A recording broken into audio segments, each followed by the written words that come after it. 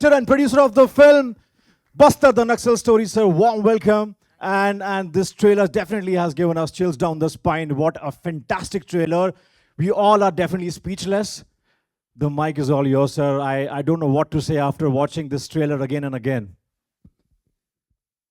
Thank you very much, everybody, for coming. It's always very nice to meet you all. Bastar एक बहुत important film है और हम आप लोगों का उसमें पूरा साथ और सहकार चाहते हैं क्योंकि ये फिल्म लोगों तक पहुंचना बहुत ज़रूरी है, ऐसा हमें लगता है। जब मैंने पहली बार सुदीप्तो दादा ने मुझे बस्तर का जो रिसर्च दिया था, उसमें मैंने कुछ चौंकाने वाली चीज़ें देखी थी और मैंने कई लोगों से ये बात शेयर भी की है। मैं आप लोगों से भी एक बार फिर शेयर करना चाहता हूँ। हम सबको पता है कि 76 जवानों को वहाँ शहीद किया गया और उसका जेएनयू में एक सेलिब्रेशन हुआ, ये हम सबको पता है। लेकिन उस रिसर्च में मैंने देखा कि 4 महीने के एक बच्चे को सर पे लोहे का सलिया मार के मार दिया गया। 8 बच्चों को उनकी माँओं से छीन के आग में फेंक के जिंदा जला दिया गया। और कई ऐसे एपिसोड, कभी 52 जवानों को मारा, कभी 36 जवानों को शहीद किया, कभी 10 पुलिस वालों को शहीद किया। एक निरंतर हिंसा का माहौल वहाँ पे चलता रहा। आज जब हम ये बात कर रहे हैं, आज वहाँ पे एक व्यक्ति को मार दिया गया इस धारणा पे कि वो एक पुलिस का इन्फॉर्मर था। पिछले महीने में 14 लोगों से ज़्यादा को मार दिया गया, जिसमें 4 हमारे जवान भी थे। और इसका एक दूसरा पहलू मैंने देखा कि वहाँ बस्तर में आप सड़कें नहीं बना सकते।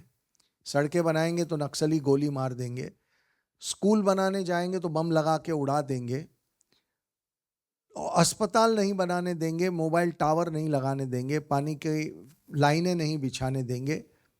तो बहुत और इनको जो शहरों में बैठे हुए जो लेफ्ट लिबरल इंटेलेक्चुअल्स हैं, वो कहने की कोशिश, एक नैरेटिव बिल्ड किया जा रहा है कि ये गरीबों के लिए लड़ने वाले लोग हैं, ये गरीबों के लिए सरकार की एट्रॉसिटीज से लड़के गरीबों का विकास करने के लिए वहाँ मेहनत कर रहे हैं। तो ये कैसा विकास है जिसमें आप सड़कें नहीं बनने देते, स्कूल नहीं बनने देते, अस्पताल नहीं बनने देते। तो एक बहुत बड़ा नेक्सस हमारे देश को नुकसान पहुंचाने के लिए ऑपरेट कर रहा है, शहरों में भी और बस्तर में भी नक्सलियों द्वारा। तो मुझे लगा कि ये फिल्म बनाना मेरे लिए बहुत बहुत ज़रूरी है। आप सोचिए कि भारत का झंडा आप बस्तर में नहीं फहरा सकते। पिछले साल 19 स्कूलों में 15 अगस्त को बस्तर पे भारत का झंडा फहराया गया, जिसे बहुत बड़ी उपलब्धि माना गया। लेकिन 3,500 गांव आज भी ऐसे हैं जहां हम भारत का झंडा नहीं फहरा सकते। तो ये कितनी चिंता की बात है, ये हमें सोचना चाहिए। वहाँ एक नियम बनाया गया है कि हर फैमिली को अपना एक बच्चा नक्सलियों को देना पड़ेगा और अगर नहीं दिया तो पूरे फैमिली को मार देंगे। और ये लोग बात करते हैं कि हम गरीबों के विकास के लिए यहाँ है या गरीबों को बचाने के लिए यहाँ है। तो मुझे लगा कि एक नैरेटिव जो बिल्ड हुआ है दशकों से, उसे तोड़ना बहुत ज़रूरी है। हमारे देश को इस विषय के बारे में जानना बहुत ज़रूरी है और इसलिए हमने ये फिल्म बनाई है। बहुत डिफ़िकल्ट फिल्म थी, लेकिन मुझे लगता है कि हम कहीं पहुँचे हैं और ये देश ये फिल्म देखेगा। आप सब लोग अगर ये फिल्म देखेंगे तो मुझे लगता है कि एक नया नज़रिया हम सबके सामने खुलेगा और हम सबको मिलकर कोशिश करनी पड़ेगी कि ये जो समस्या है नक्सलवाद की, उसे हम हमेशा हमेशा के लिए ख़त्म करें। आज की तारीख में ये समस्या भारत की इंटरनल सिक्योरिटी की सबसे बड़ी समस्या है और इसे हल्के में नहीं लेना चाहिए। बस इतना ही मैं कहना चाहूँगा। Thank you very much. बहुत खूब, sir. I think you've always been inspiration to many, I think including me, one of them. You always inspire with the piece of work that you've done on celluloid 70 mm. But Vipul sir, because आप बहुत लोगों को inspire करते हैं, मगर Bastar the Naxal story इसको बड़े पर्दे पे लाने के लिए किस चीज़ ने आपको सही मायने में इंस्पायर किया? काफ़ी हद तक आपने हमें आइडियाज़ दिए हैं, मगर यही सारी बातें हैं। देखिए, मैं पहले भी जो फिल्में बनाता था, चाहे हॉलीडे हो, चाहे नमस्ते लंदन हो, चाहे कमांडो हो, फोर्स हो, उसमें भी एक पेट्रियाटिक कलर होता था। राइट। मैं शुरू से मतलब बचपन से मैं एक पेट्रियाटिक इंसान हूँ, मेरे देश से बहुत प्यार करता हूँ और अब उस पेट्रियाटिज्म का कलर बदला है। सुदीप्तो दादा के साथ ये दूसरी फिल्म है केरला स्टोरी और ये इन दोनों फिल्मों में भारत देश के अंदर जो लोग रह के भारत को नुकसान करने की कोशिश कर रहे हैं उनको एक्सपोज करने का एक बिल्कुल नया नज़रिया, एक नए ट्रीटमेंट के साथ हम फिल्म बना रहे हैं। पर जज्बा वही है जो 20 सालों से मैं मेरी फिल्मों में कहीं ना कहीं वो देखने को मिलता है। क्या बात है। पर ये एक नए अंदाज में, नया स्क्रीन प्ले, नया स्टोरी टेलिंग, एक नए नैरेटिव के साथ, बहुत बोल्ड, बहुत फियरलेस नैरेटिव के साथ हम ये फिल्में बनाते हैं। तो ये बहुत ज़रूरी फिल्में भी हैं क्योंकि ये ट्रू स्टोरीज़ हैं और मुझे इसीलिए ये ज़्यादा अच्छी भी लगती हैं क्योंकि ये हम भारत की, जो भारत के अंदर बैठे हुए भारत के दुश्मनों को एक्सपोज कर पाते हैं इन फिल्मों में और उससे कुछ बदलाव भी आता है। केरला स्टोरी की वजह से मैं आज बहुत सुनता हूँ कि बहुत कुछ बदला है, तो आई थिंक कि ये फिल्म भी बहुत कुछ बदलेगी, ऐसी हमारी उम्मीद है। So let's see. पर आज खैर मुझे लगता है कि ये सारी बातें मैं पहले भी बोल चुका हूँ। जी, let's move on. Absolutely sir, thank you so much. इसी के साथ has brought this story and its essence to life with his directorial brilliance. The captain of the ship, the director of Blockbuster, the Kerala story, and now the director of Buster, the Naxal story. Please welcome, ladies and gentlemen, Mr. Sudipto Sen. Warm welcome, sir. And जैसा कि मैंने आपसे पहले भी कहा था कि Kerala story ने तहलका मचाया और अब बस्तर द नक्सल स्टोरी तबाही मचा रही है कि नहीं?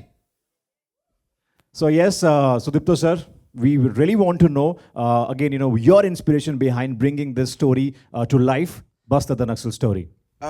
सबको नमस्कार। मेरी इंस्पिरेशन आप सब है, इसलिए कि मैं कोई बनावटी बातें नहीं कर रहा हूँ। सीरियसली सही मायने में आप लोगों को अगर साथ नहीं मिलता तो केरला स्टोरी इतने बड़ी फिल्म नहीं होता। केरला स्टोरी 2023 की अनप्रेसिडेंटेड ब्लॉकबस्टर था। वुमेन सेंट्रिक फिल्मों में इंडियन सिनेमा की हिस्ट्री में सबसे बड़ी फिल्म था। तो जब केरला स्टोरी जब बन के तैयार था और पहले बार आप लोगों के सामने हम आए और अगले दिन जो रिपोर्ट्स आए न्यूज़पेपर में बहुत डिप्रेसिंग था। हमें लगा था कि शायद हमने सही डिसीजन नहीं लिया। हमें लग रहा था कि एक बहुत बड़ा देश के खिलाफ एक साजिश जो रचा गया था उसको एक्सपोज करने के बाद हमें बहुत सपोर्ट मिलेगा। लेकिन पहले 2 दिन इतना ज़्यादा ल्यूकवार्म सा एक रेस्पॉन्सेस था।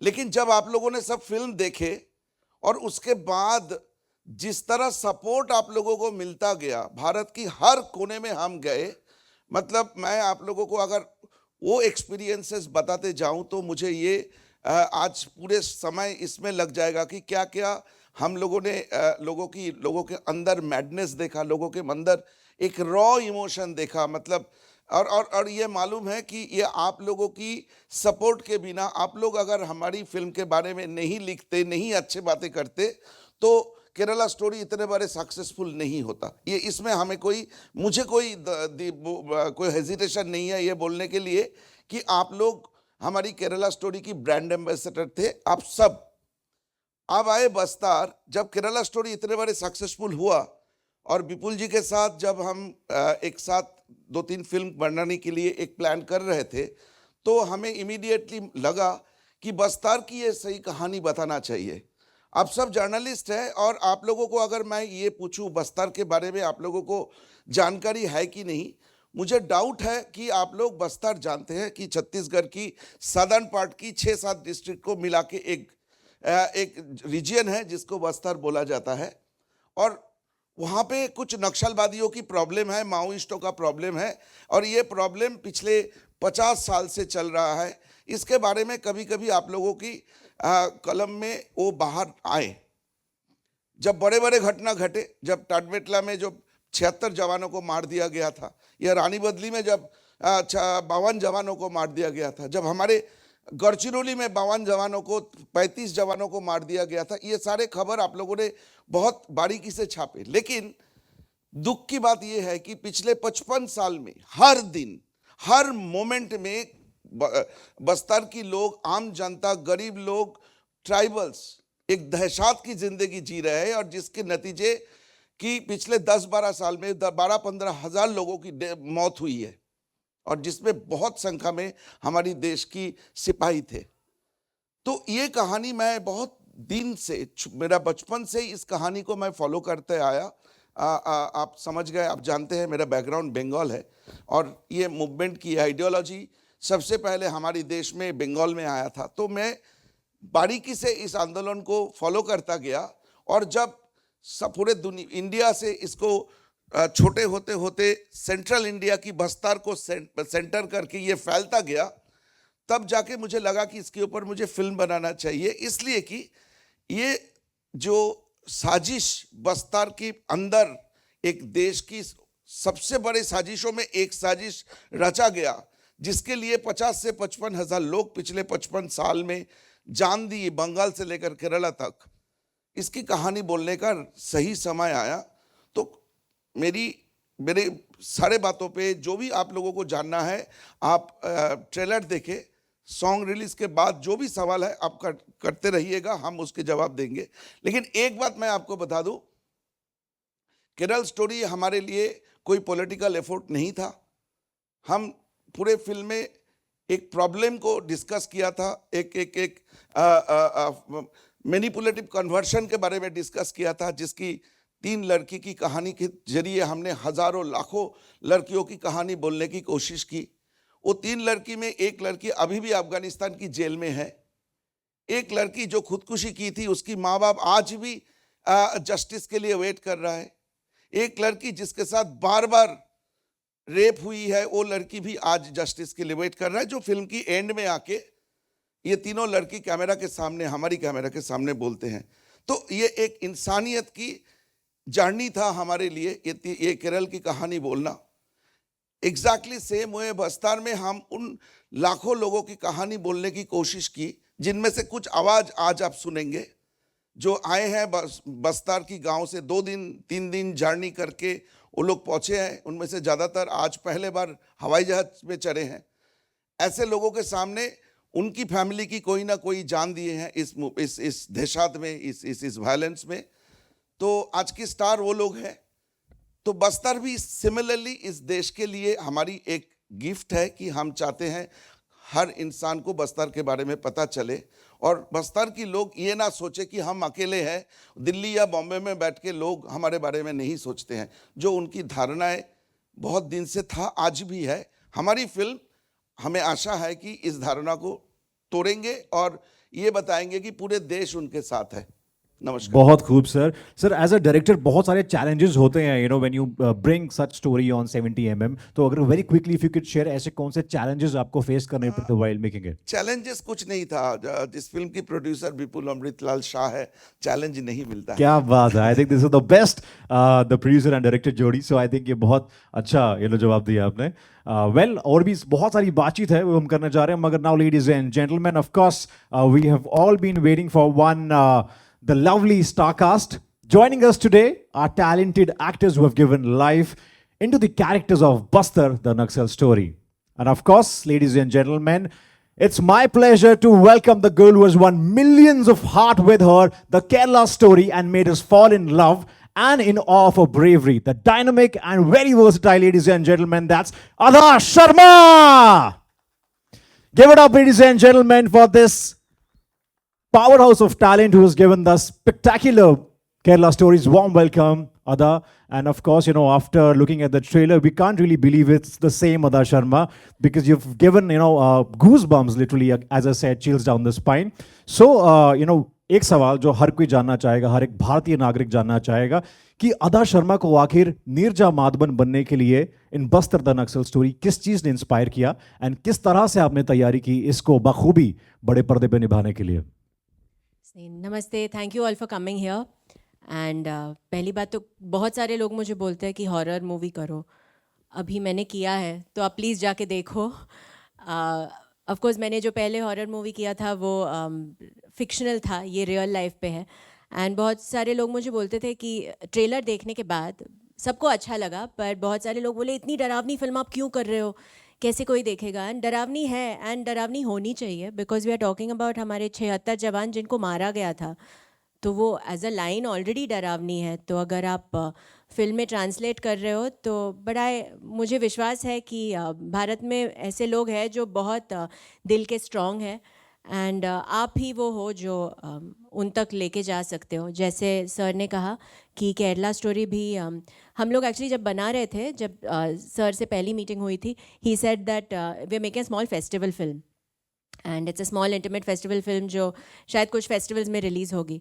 हम लोग ने सब पूरी जान लगा के एक्टिंग करी थी तब, but I am very happy to say कि आप लोग ने इतना बड़ा बना दिया, भारत के सभी ने इतना बड़ा बना दिया। And with Bastar I remember Kerala story का पहला दिन आई वॉज देयर, एक रूम में हमारा शूट था, वो जेल का सीक्वेंस, एंड मेरे सामने 3 लोग थे। बस्तर में मैं पहले दिन गई एंड 150 एक्टर्स थे सेट पे, तो या तो सब नहीं आ पाए, of course we wouldn't fit on the stage. मैं रिप्रेजेंट कर रही हूँ all the actors who are not present here. बहुत सारे बहुत टैलेंटेड लोग हैं हमारे फिल्म में, तो आई रियली होप कि आप लोग फिल्म देखें और सपोर्ट करें। और आई have to say a big thank you to all of you.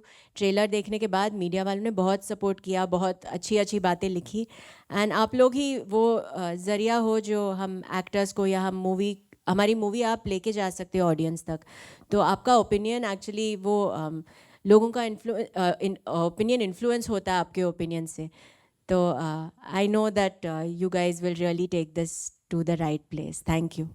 क्या बात है. Give it up, ladies and gentlemen, for this very talented, versatile Ada Sharma, ladies and gentlemen. Please have a seat. On that note, of course, talent की बात की, और विपुल sir की film में कोई ना कोई ऐसा टैलेंट जो है वो पैदा होता है, और फिल्म बस्तर में किसी ना किसी एक्टर का घर भी बसता है, like I always say that. और moving ahead, ladies and gentlemen, now we have that brilliant actor who has brought depth and emotion to her character. Yes, ladies and gentlemen, please welcome Indira Tiwari. Whoa!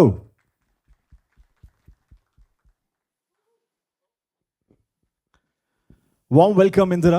And what really, everybody wants to know that what really inspired you to be part of this project, Basta the Naxal story? सबसे पहले तो सभी का धन्यवाद, आप लोग यहाँ पर आए।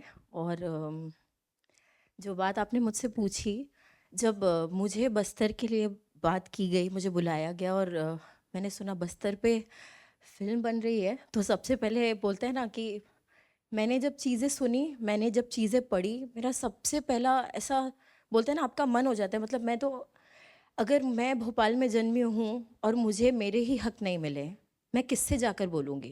पहले अपने परिवार से, बिल्कुल, फिर अपने लोगों से। क्या करूँगी? ज़िद करूँगी, कोशिश करूँगी, लड़ूंगी, नहीं होगा तो क्या होगा? हेल्पलेस फील होगा। मैं सोच रही हूँ कि कुछ लोग जो बस्तर में रहते हैं, उन लोगों को उन्हीं के हक नहीं मिल रहे हैं। एक आम जिंदगी जीने की जद्दोजहद में वो लोग क्या क्या मतलब फेस कर रहे हैं, कितने पेन से होकर गुजर रहे हैं। और as person, as an artist, मुझे इन सब चीज़ों से मैं वाकिफ़ नहीं थी। तो जब बस्तर की स्क्रिप्ट मैंने पढ़ी, तब मुझे अंदर से लगा कि अगर मैं ये बात का हिस्सा नहीं बन पाई, अगर मैंने ये बात आगे बढ़कर नहीं कही, कलाकार होने के नाते मेरा दायित्व बनता है कि मैं अपने कला से, अपने आर्ट से आगे बढ़कर कुछ चीज़ सोसाइटी में दे सकूँ। तो बस्तर वो चीज़ थी जो मेरे अंदर से ऐसे पहला इंस्टिंक्ट आया कि नहीं यार, ये करना है। कई माओं की कहानियाँ बतानी है, बस्तर में क्या हो रहा है वो बताना है। और कैसे बता सकते हैं? इससे अच्छा ज़रिया नहीं हो सकता, क्योंकि आपको बोलते हैं ना, सच बोलने के लिए आप 2 बातें सच कहते हैं, कोई ज़्यादा लोग नहीं सुनना चाहते। तो हर चीज़ में मिलावट होने लगी है, पुराना ज़माना जा चुका है। पहले चीज़ें बहुत प्योरिटी से मिलती थी, अब नहीं मिलती हैं। तो अगर इतने बड़ी चीज़ का हिस्सा अब बन सके, तो इससे खुशी की बात क्या हो सकती है? Absolutely, बखूबी, बहुत उम्दा कहा. जोरदार तालियां हो जाए, ladies and gentlemen, for this talented actress, Indira Tiwari. इनकी स्पीच में इतना दम है तो मुझे लग रहा है कि फिल्म के जो कैरेक्टर में कितना दम होने वाला है. We can't just wait for 15th of March. And yes, of course, because we are here for the song launch, तो मैं चाहूँगा on that note, welcoming our very own writer of the song, Amarnath Jha. Ladies and gentlemen, please give it up for this very talented writer, Amarnath Jha. और साथ ही में and इन्हीं के साथ मैं बुलाना चाहूंगा मंच पे music director Vishakh Jyoti, ladies and gentleman. और ये सरप्राइज बता दूं मैं आपको कि he is also the writer of that film. Amarnath Jha is also the writer of the film. He is been a brilliant writer, we all know. And साथ में विशाख ज्योति.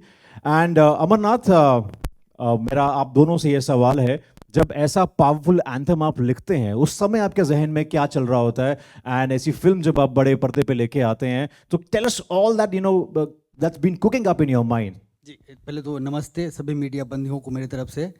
और मैं जिसकी कहानी है जिस संगठन की, मैं उस संगठन का इनिशियल डेज में हिस्सा रहा हूँ।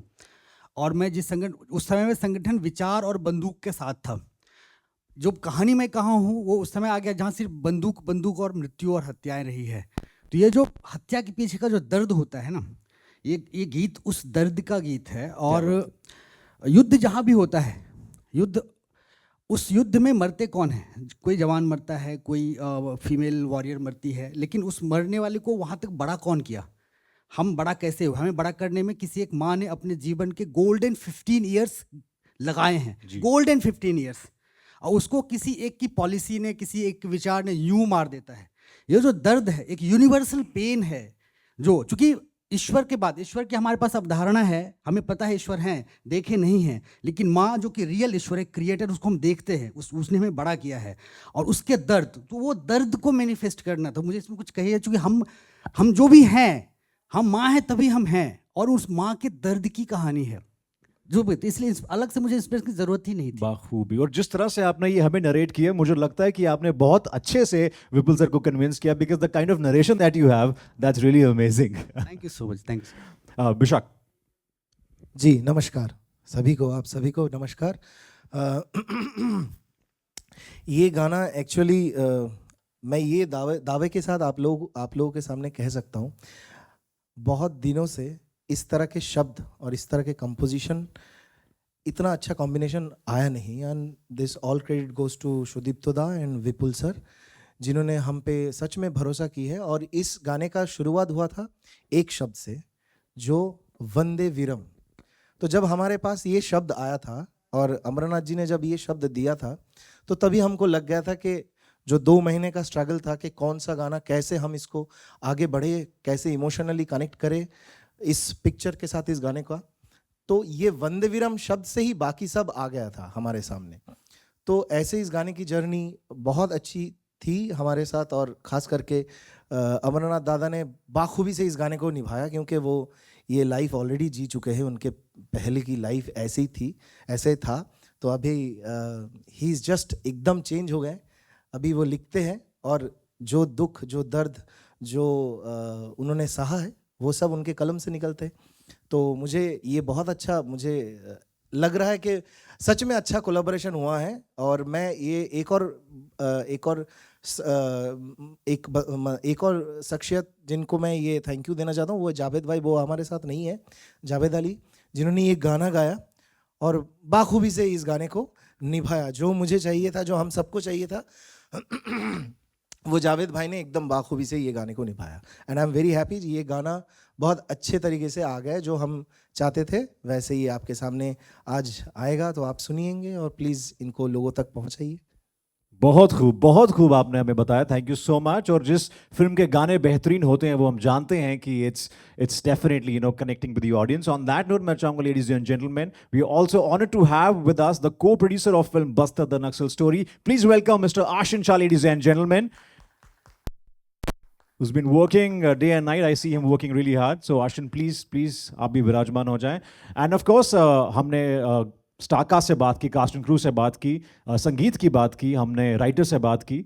अब ये मेरा सौभाग्य है, it's definitely my honour, pleasure to invite on stage the family members of the souls who have sacrificed their lives in fight against Naxals. Just 1 second before they come, एक तो हम सब यहाँ से जगह दे दें उनको। ये वो लोग हैं जिनके फैमिली में किसी ना किसी की जान नक्सली हिंसा में गई है, और ये सारे सिक्योरिटी ऑफिसर्स किसी ना किसी फोर्स के साथ जुड़े हुए हैं। और हमें लगा कि क्योंकि हमारा ये जो गाना है ये एक ट्रिब्यूट है हर माँ को, हर फैमिली मेम्बर को जो अपने बच्चों को खोते हैं, एक माइंडलेस वायलेंस का जो सिलसिला चल रहा है उसमें आप सोचिए कि पाकिस्तान के साथ जो 3 युद्ध हुए उसमें हमने 8,700 के करीब जवान खोए हैं, लेकिन देश के अंदर हमारे ही देश के लोगों ने हमारे देश के 15,000 से ज़्यादा सिक्योरिटी ऑफिसर्स को शहीद किया है। तो ये गाना जो है, ये हम चाहते थे कि इनको बुला के इनको समर्पित करें और इनके थ्रू हर उस सिक्योरिटी ऑफिसर के फैमिली को समर्पित करें जिन्होंने किसी न किसी को खोया है। So please let them come on the stage and we are going to go off the stage. गाना इसके बाद हम प्ले करेंगे 2 बार। आफ्टर दैट कुछ कहानियां ये लोग नरेट करेंगे।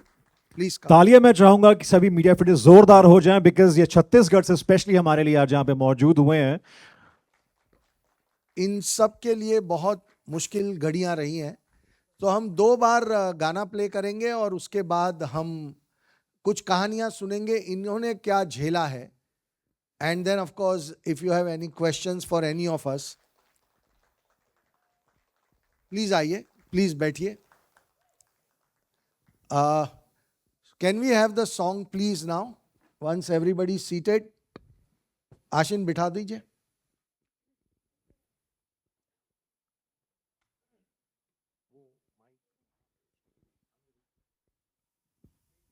Lights off, please. Once they settle down, slowly. Yes. This lovely song once again, ladies and gentlemen, because now we have Jessica who's going to share with us. मैं चाहता हूँ Jessica, आप हमारे साथ कुछ शब्द साझा करें.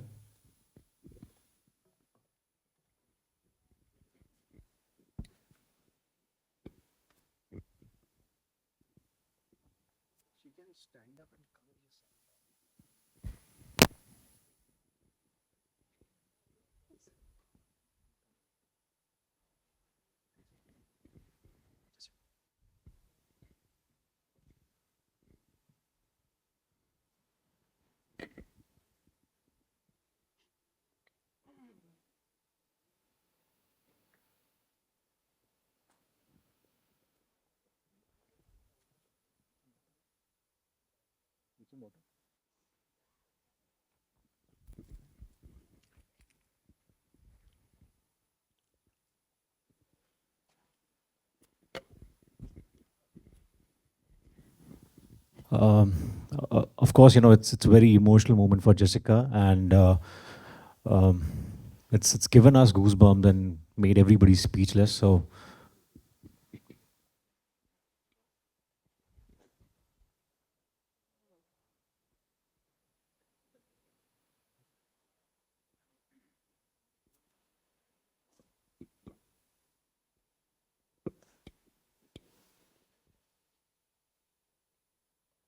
ये जो आपने अभी देखा है ये बिल्कुल सच है, क्योंकि मेरे पापा ऐसे ही उनका डेथ हुआ था, ऐसे ही शहीद हुए थे।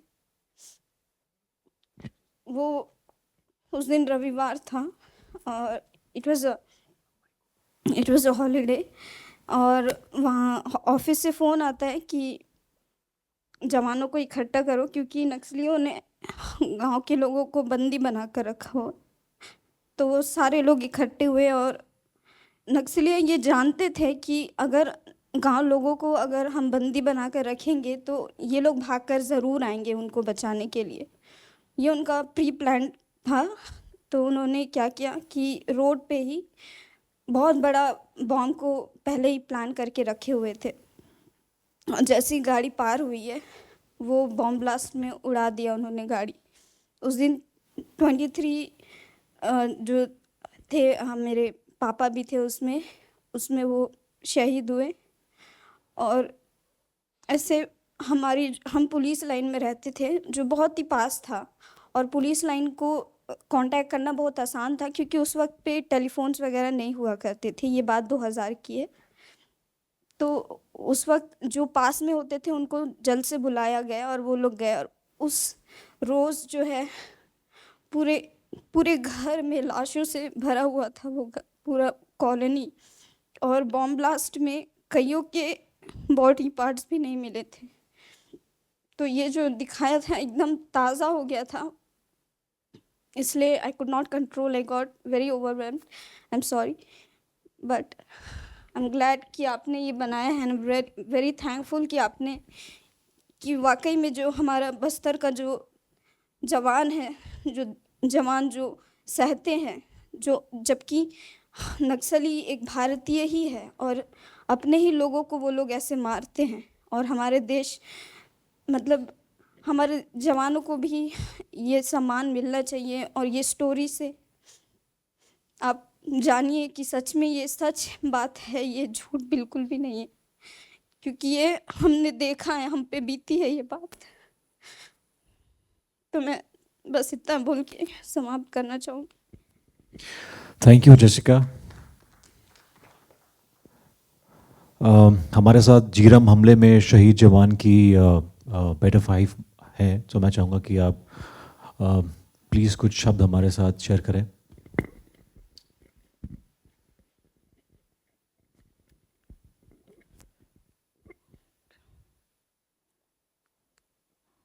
मैं आज पहली बार इतने लोगों के सामने आई हूँ, कभी माइक में भी नहीं बोली हूँ।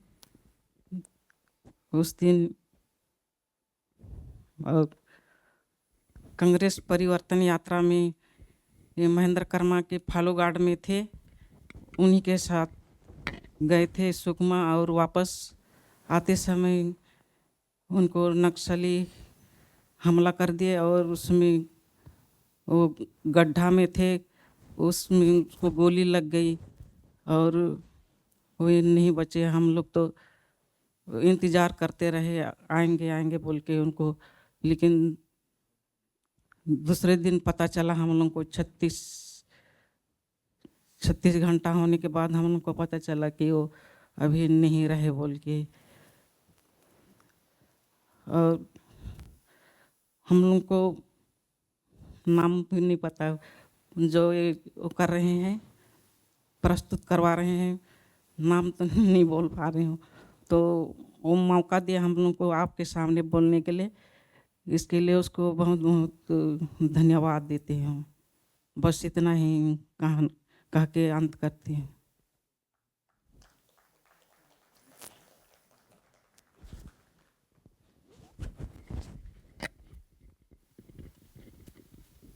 धन्यवाद। शहीद संतोष कुमार पाठक जी के परिवार से मैं चाहूँगा कि प्लीज़ मंच पे आ जाएं।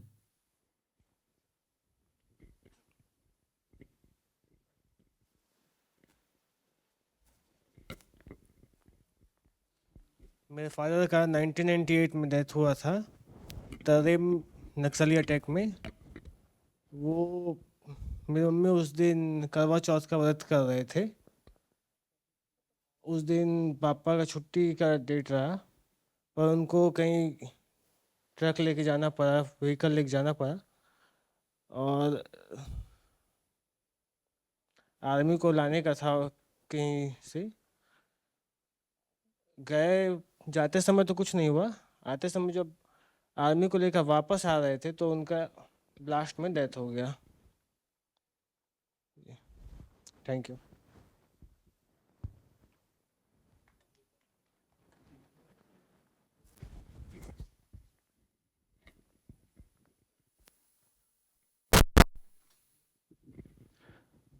Thank you so much.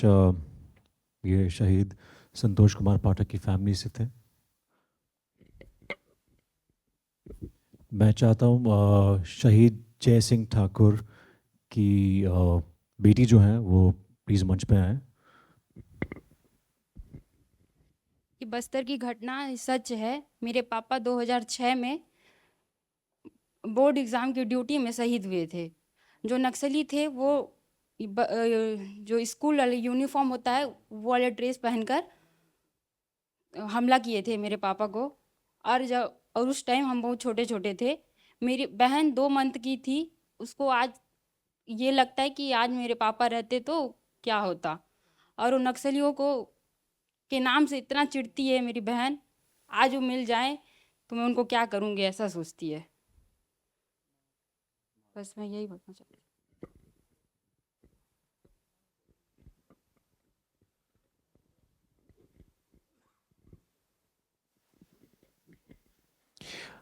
Right, I think we have further more stories, but on that note, once again, I would like to call upon stage the cast and crew, of course. Firstly, Vipul sir, please come on stage. Ada Sharma, captain of the ship, Sudipto Sen sir. Writer Amarnath. Our music composer Bishak once again to come on stage. Indra Tibari. Ashin Shah.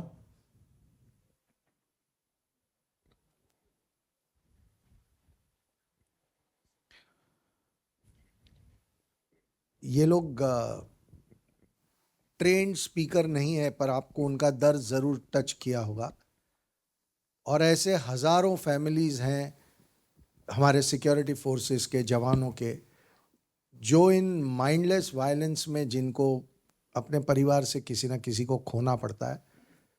और इसीलिए ये film बहुत ज़रूरी है और भारत के हर इंसान को देखनी चाहिए कि हमारे ही देश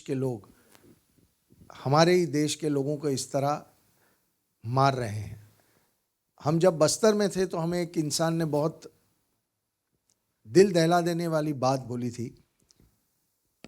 वो हंसते हंसते कह रहा था, लेकिन बात बहुत गंभीर थी। उसने कहा कि ऐसा है कि जब तक हमारे यहाँ 25, 30, 40 लोग नहीं मरते, तब तक बड़े शहरों के मीडिया में हमारी इस बात की चर्चा नहीं होती। मतलब अगर 2-5 लोग एक साथ मर जाएं तो इसके बारे में मीडिया बिल्कुल रिएक्ट ही नहीं करता, ये खबर भी नहीं छपती। हमारी फिल्म में जो कहानी है कि भारत का झंडा फहराने के लिए एक औरत के पति को बहुत ही बेरहमी से मार दिया गया, टुकड़ों में काट दिया गया। आज तक कोई भी मीडिया वाला उस औरत के पास नहीं पहुंचा। तो ये एक क्यों, और इसका एक सबसे बड़ा रीज़न ये है कि एक नैरेटिव बिल्ड जो किया गया है कि ये नक्सली जो हैं ये अच्छे हैं, ये जो हैं वो गरीबों की मदद करते हैं। आपने देखा कैसे लोगों की ज़िंदगियां तबाह हो रही हैं, अपने फैमिलीज टूट रहे हैं, और इनको अच्छा दिखाने की साजिश जो चल रही है डेकेड से, उसे इस फिल्म में हमने एक्सपोज करने की कोशिश की है। So now if you have any question answers for anybody, if दादा wants to speak something he will, but otherwise you can ask questions to them or to us, anybody, we are here.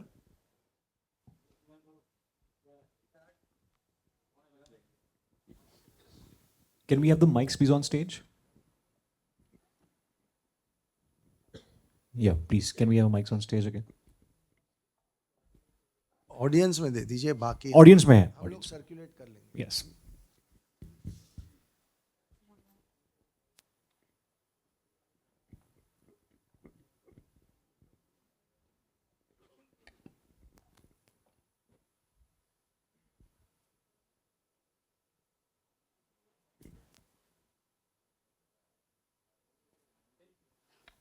Hi Sameer here from movie talkies. मेरा सवाल producer और director से रहेगा। आपने जैसे कि अभी इसमें दिखाया बहुत सा वायलेंस और ब्रूटलिटी दिखाया है। Do you think censor would mind that it might just display all the conflicts you wanted to show on the screen? So what you have seen is already censored by the Censor Board of India. There is a due process. They ask for evidence of everything that we are claiming to be true. Kerala story के वक्त ये process 2 महीने चला था। हमने 200 से ज़्यादा documents दिए थे, 2 घंटे की वीडियो फुटेज दी थी। उसके बाद वो फिल्म एक्सपर्ट्स को उन्होंने दिखाई थी जो केरला के विषय पे एक्सपर्ट होते हैं। उसके बाद उस फिल्म को सर्टिफिकेशन दिया गया था। इस फिल्म के लिए हमने सिमिलर प्रोसेसेस फॉलो किए। उन्होंने जो जो डॉक्यूमेंट्स हमसे मांगे हमने प्रोवाइड किए, हर एविडेंस हमने प्रोवाइड किया। एविडेंस को स्क्रूटिनाइज करने के बाद उन्होंने एक एक्सपर्ट को बुलाया था और उन्होंने उसको जब सब मटेरियल देखा, उसके बाद जब स्क्रीनिंग कमेटी ने देखी फिल्म को, तो उन्होंने इसे एडल्ट फिल्म का सर्टिफिकेट देते हुए कुछ चेंजेस के साथ क्लियर की हुई है। तो अक्सर ये धारणा होती है कि सेंसर बोर्ड ऐसी फिल्मों को रोकेगा, बट आई मस्ट से कि सेंसर बोर्ड ने बहुत बेहतरीन तरीके से इस प्रोसेस में हमारे साथ चले हैं। कुछ चीज़ें हैं जो हमें लगता है कि और भी बेहतर हो सकती थी, लेकिन आई फील के it's been a terrific journey. Rajiv Vijayakar here from News India Times. My question is to the director.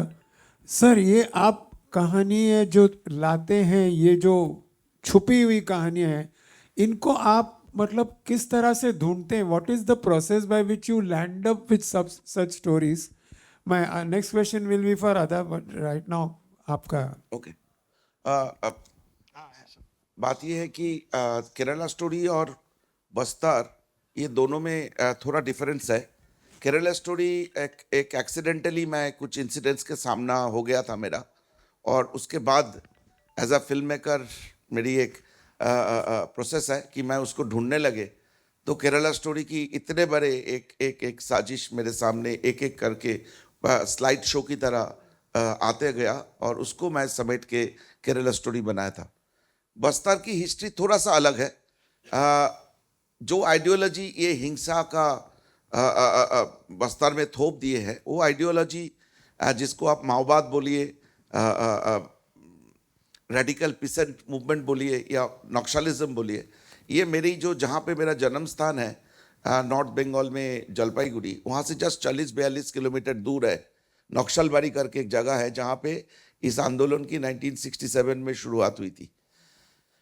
1967 से ये मूवमेंट आज तक, मतलब ऑलमोस्ट लाइक 55-56 साल, जैसे ये मूवमेंट इवॉल्व होता गया पूरे देश में। नॉर्थ बंगाल से साउथ बंगाल आया, साउथ बंगाल से बिहार, फर्दर साउथ झारखंड गए, झारखंड से कालाहांडी, कोरापुट, सुंदरगढ़, बोलांगीर, मालकानगिरी उड़ीसा में, उसके बाद गढ़चिरौली, पालघर महाराष्ट्र की, और साउथ गए तो बस्तर आया, छत्तीसगढ़ की सदर्न पोर्शन आया, उसके बाद खमाम जो आज आंध्र प्रदेश में है, तेलंगाना, ऑलरेडी तेलंगाना में तेभागा मूवमेंट चल ही रहा था करीबन 150 साल से। जो ज़मीन की बंटवारा कैसे होगा, ज़मीन की जो उगाई होगी उसकी बंटवारा कैसे होगा, इसके ऊपर बहुत दिन से तेलंगाना में मूवमेंट चल ही रहा था, और वो अब तक केरल तक गए। तो ये जो लंबा जर्नी था, और ये जो एक आप अगर इंडियन मैप में देखेंगे, ये एक गलियारा जैसा है जिसको रेड कॉरिडोर बोला जाता है। तो उस समय पे मतलब इमरजेंसी की आसपास में करीबन 143 districts of the country EWE का हिस्सा था, लेफ्ट विंग एक्सट्रीमिज्म की एक कैटेगरी बनाया गया था भारत सरकार में, उसकी हिस्से में आता था। तो और बहुत ज़्यादा इसका पॉपुलैरिटी हो गया था, क्योंकि देश में उस समय पे देश समहाउ ठीक नहीं चल रहा था। बेरोजगारी बोलिए, डिस्ट्रीब्यूशन सिस्टम बोलिए, कुछ भी एस्पेक्ट में इस देश में बहुत क्षोभ था, बहुत गुस्सा था लोगों की मन में, एक किस्म की एजिटेशन में सब लोग बाहर आना चाहते थे। तो ये मूवमेंट, ये आइडियोलॉजी उस मूवमेंट को पकड़ लिया था। लेकिन आपको ये जानना ज़रूरी है, यहाँ पे भी आपने देखे है अभी ट्रेलर में कि 100 years of communism, 100 million dead. ये जो आइडियोलॉजी है, ये आइडियोलॉजी कभी डेमोक्रेटिक सेटअप में काम नहीं किए हैं। जब से ये आइडियोलॉजी दुनिया में आए, वो चाइना बोलिए, रशिया बोलिए, कंबोडिया, अल्बानिया, कोरिया, इनको डिक्टेटरशिप की एक माहौल चाहिए। ये लोग फ्यूडलिज्म के साथ लड़ सकते हैं, एनार्किज्म के साथ लड़ सकते हैं, लेकिन एक डेमोक्रेटिक सिस्टम में कभी काम नहीं किए। हमारे देश में हर 20 किलोमीटर में कल्चर बदल जाता है, भाषा बदल जाता है, खाना बदल जाता है, लोगों की व्यवहार बदल जाता है, भगवान की पूजा करने की भगवान बदल जाते हैं। तो ऐसे एक हेटेरोजेनियस सोसाइटी में कभी ये मार्क्सिस्ट लेनिनिस्ट आइडियोलॉजी काम नहीं की। चाइना में एक होमोजेनियस सोसाइटी था, जहाँ पे ये लोग आए, वहाँ पे पावर में आए, करोड़ों लोगों को मार दिया जो लोग उनके साथ नहीं थे, और पावर कब्जे में ले लिए। सेम रशिया में हुआ, सेम कंबोडिया में हुआ, और आप अभी जीता जाता देख रहे हैं नॉर्थ कोरिया में। तो ये आइडियोलॉजी जब भारत में आए तो गरीब लोगों के लिए एक लग रहा था कि गरीब लोगों के सामने कुछ एक बात करने की एक औजार मिला, गरीब लोगों की भाषा सरकार तक पहुंचने की। लेकिन जैसे ये आइडियोलॉजी की जो एक कण में एक इश्यूज है, जो हम उस धीरे धीरे सामने आने लगे, और तब ये इनकी जो बाकी देश में जो उनका बोलबाला था, वो थोड़ा सा कम होते होते, श्रिंक करते करते सेंट्रल इंडिया में बस्तर में वो अटक गए, इसलिए कि बस्तर का दो बड़ी इंटरेस्टिंग पॉइंट है। एक तो जो बस्तर जगह है वो चारों ओर इंद्रावती और गोदावरी नदी की कॉन्फ्लुएंस के वजह से उड़ीसा, महाराष्ट्र, आंध्रा चारों ओर से घिरा हुआ है। और बस्तर की जो छत्तीसगढ़ की साधन पार्ट या बस्तर में जो अबूझमार करके जो जंगल है, करीबन 4,500-5,000 स्क्वायर किलोमीटर की एक जंगल है। वो जंगल इतना घना है जहाँ पे गूगल मैप तक पहुँच नहीं सकता। तो इंडियन सिक्योरिटी फोर्सेस उसके अंदर नहीं जा सकते। उसके अंदर 3-4 हज़ार गाँव हैं। वहाँ पे जो लोग हैं वो लोग आज भी भारत की डेमोक्रेसी के बारे में कोई आइडिया नहीं है उन लोगों की। उन लोग आज भी इन लोगों को माशिया बनते हैं, जो डरा के धमका के पिछले 50 साल में उस जगह पे उन लोगों ने अपना अखाड़ा बना के रखा है। तो आपको, जैसे मैं चाइना की बात की, रशिया की बात की, आपको जान के हैरान होगा, चाइना इतना बड़ा एक देश है, लेकिन आपको अगर मैं पूछूं चाइना की 4 शहर का नाम बोलिए, आप नहीं बोल पाएंगे। अमेरिका का 10 शहर का नाम बोल देंगे, क्योंकि इन लोगों की, इन आइडियोलॉजी की एक मोडास ऑपरेंडी ये है कि ये आइडियोलॉजी इतना सीक्रेसी मेंटेन करता है, ऐसे एक एनक्लेव बनाता है, एनकैप्सुलेट कर लेता है कि उनको जो सच्चाई वो बोलेंगे, जो सच्चाई वो दिखाएंगे, वो ही सच्चाई आपके पास, आप तक पहुंचेगा। आप उनके अंदर नहीं जा सकते।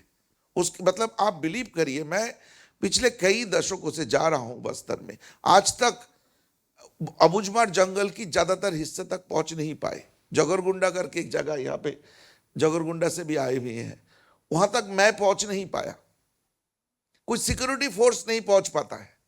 तो जब मुझे जैसे मैंने बोला कि मेरा जन्म हुआ और ये मूवमेंट की इवोल्यूशन होना शुरू हुआ, तो आप बोल सकते हैं कि मेरा इंटरेस्ट भी जगने लगा, क्योंकि ये जहां पे शुरू हुई थी बंगाल में, ये इसका एक भयंकर रूप हम लोगों ने देखा था। मतलब घर से बच्चे मतलब 15-16 साल के ऊपर की लड़के लड़की बाहर चले जाते थे, मतलब अपने घर में नहीं रह सकते थे। पुलिस का पर्ची पहुंच जाता था कि कल तुम्हारे बच्चों को अरेस्ट करने आएंगे। मतलब एक मैं बोलूंगा तो घंटों भर लग जाएगा कि मेरी फैमिली उसमें इन्वॉल्व था। तो मैं, इसलिए मुझे इतना बारीकी से मालूम है। तो जब मैंने डिसाइड किया कि मैंने फिल्म बनानी है मेरी जिंदगी में, तो सबसे पहले आया कि मुझे ये बस्तर का कहानी बोलना है, जो पूरे इंडिया से रिजेक्ट होके एक छोटा सा जगह जहाँ पे ऑलमोस्ट 2 मिलियन के आसपास पॉपुलेशन, जहाँ पे ज़्यादातर आदिवासी वनवासी है, और गरीब किसानों को एक बंधक बना के अपने जायदाद को कब्जे में रख दिए है। क्योंकि वहाँ से जो तेंदुपत्ता की उनको लेवी मिलता है, उनको वहाँ से जो आयरन और की वो मिलता है, इससे एक बहुत बड़ा नेटवर्क को चलाने का मौका मिलता है इन लोगों की। तो ये एकदम घर की तरह इसको रोक के रखा है कि जहाँ पे आज तक आपने यहाँ पे एक कैरेक्टर देखा जो बंदूक लेके आग जला रहा है, लोगों को काट रहा है, हमारी जवानों को शहीद कर रहा है। वो जो कैरेक्टर, जिसको ओरिजिनल कैरेक्टर को दिमाग में रखते हुए बनाए, पिछले 25 साल से उसको पकड़ नहीं पाए इस देश की सिक्योरिटी फोर्सेस। आज भी वो लड़ाई जारी है, उसको ढूंढने की लड़ाई जारी है। अच्छी बात यह है कि पिछले 10-12 साल में बस्तर में रास्ता बनने की वो शुरू हुई। आज मुझे सुबह ये भाई साहब बोल रहे थे, रास्ता की क्या बात कर रहे हैं, बस्तर में रास्ता डमर या पानी से नहीं, जवानों के खून से बनता है। ये भाई साहब ने अभी मुझे आधा घंटा पहले बताए। तो ये सब सुनने के बाद और बस्तर की जंगलों में जाने के बाद, इतना खूबसूरत एक जंगल है जहाँ पे इतने बड़ी रामायण में जब दंडकारण्य की आपको मेंशन मिलेगा, इतनी रीच हिस्ट्री, इतने reach education and culture. Bastar band अगर किसी ने सुने होंगे तो आप जानेंगे कि बस्तर की म्यूजिक कितने रीच है, बस्तर की डोकरा की जो कला है वो इतने रीच है, म्यूजिक इतना रीच है। वहाँ पे जो ये खतरनाक खेल चल रहा है, खून की खेल चल रहा है, तो मुझे एज अ फिल्म मेकर लगा कि मुझे इसके ऊपर काम करना चाहिए। मुझे साथी मिल गया अमरनाथ, जो अमरनाथ इसी मूवमेंट में अपने जौवन की, अपनी यूथ की मेजर साइन इस आइडियोलॉजी के लिए दिए। वो भी खूंखार नक्सलाइट थे। बाद में उसकी परिवर्तन हुआ और उसको लगा कि बोलना चाहिए कि यहाँ पे जवानों को जब मारा जाता है तो उसको बोला जाता है हमने कुत्ते मारे हैं।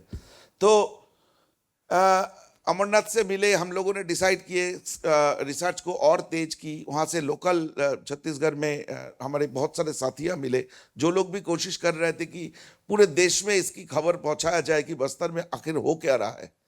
तब जब कॉन्फिडेंस आया तब विपुल जी से मिले। विपुल जी एक सेंसिटिव फिल्म मेकर है जो केरला स्टोरी के बनाने के बाद आप लोगों को किसी को और वो नहीं होना चाहिए कि भारत में इस तरह की प्रोड्यूसर की बहुत ही कमी है जो इतना साहस दिखा सकते हैं कि ये फिल्म बना सकते हैं।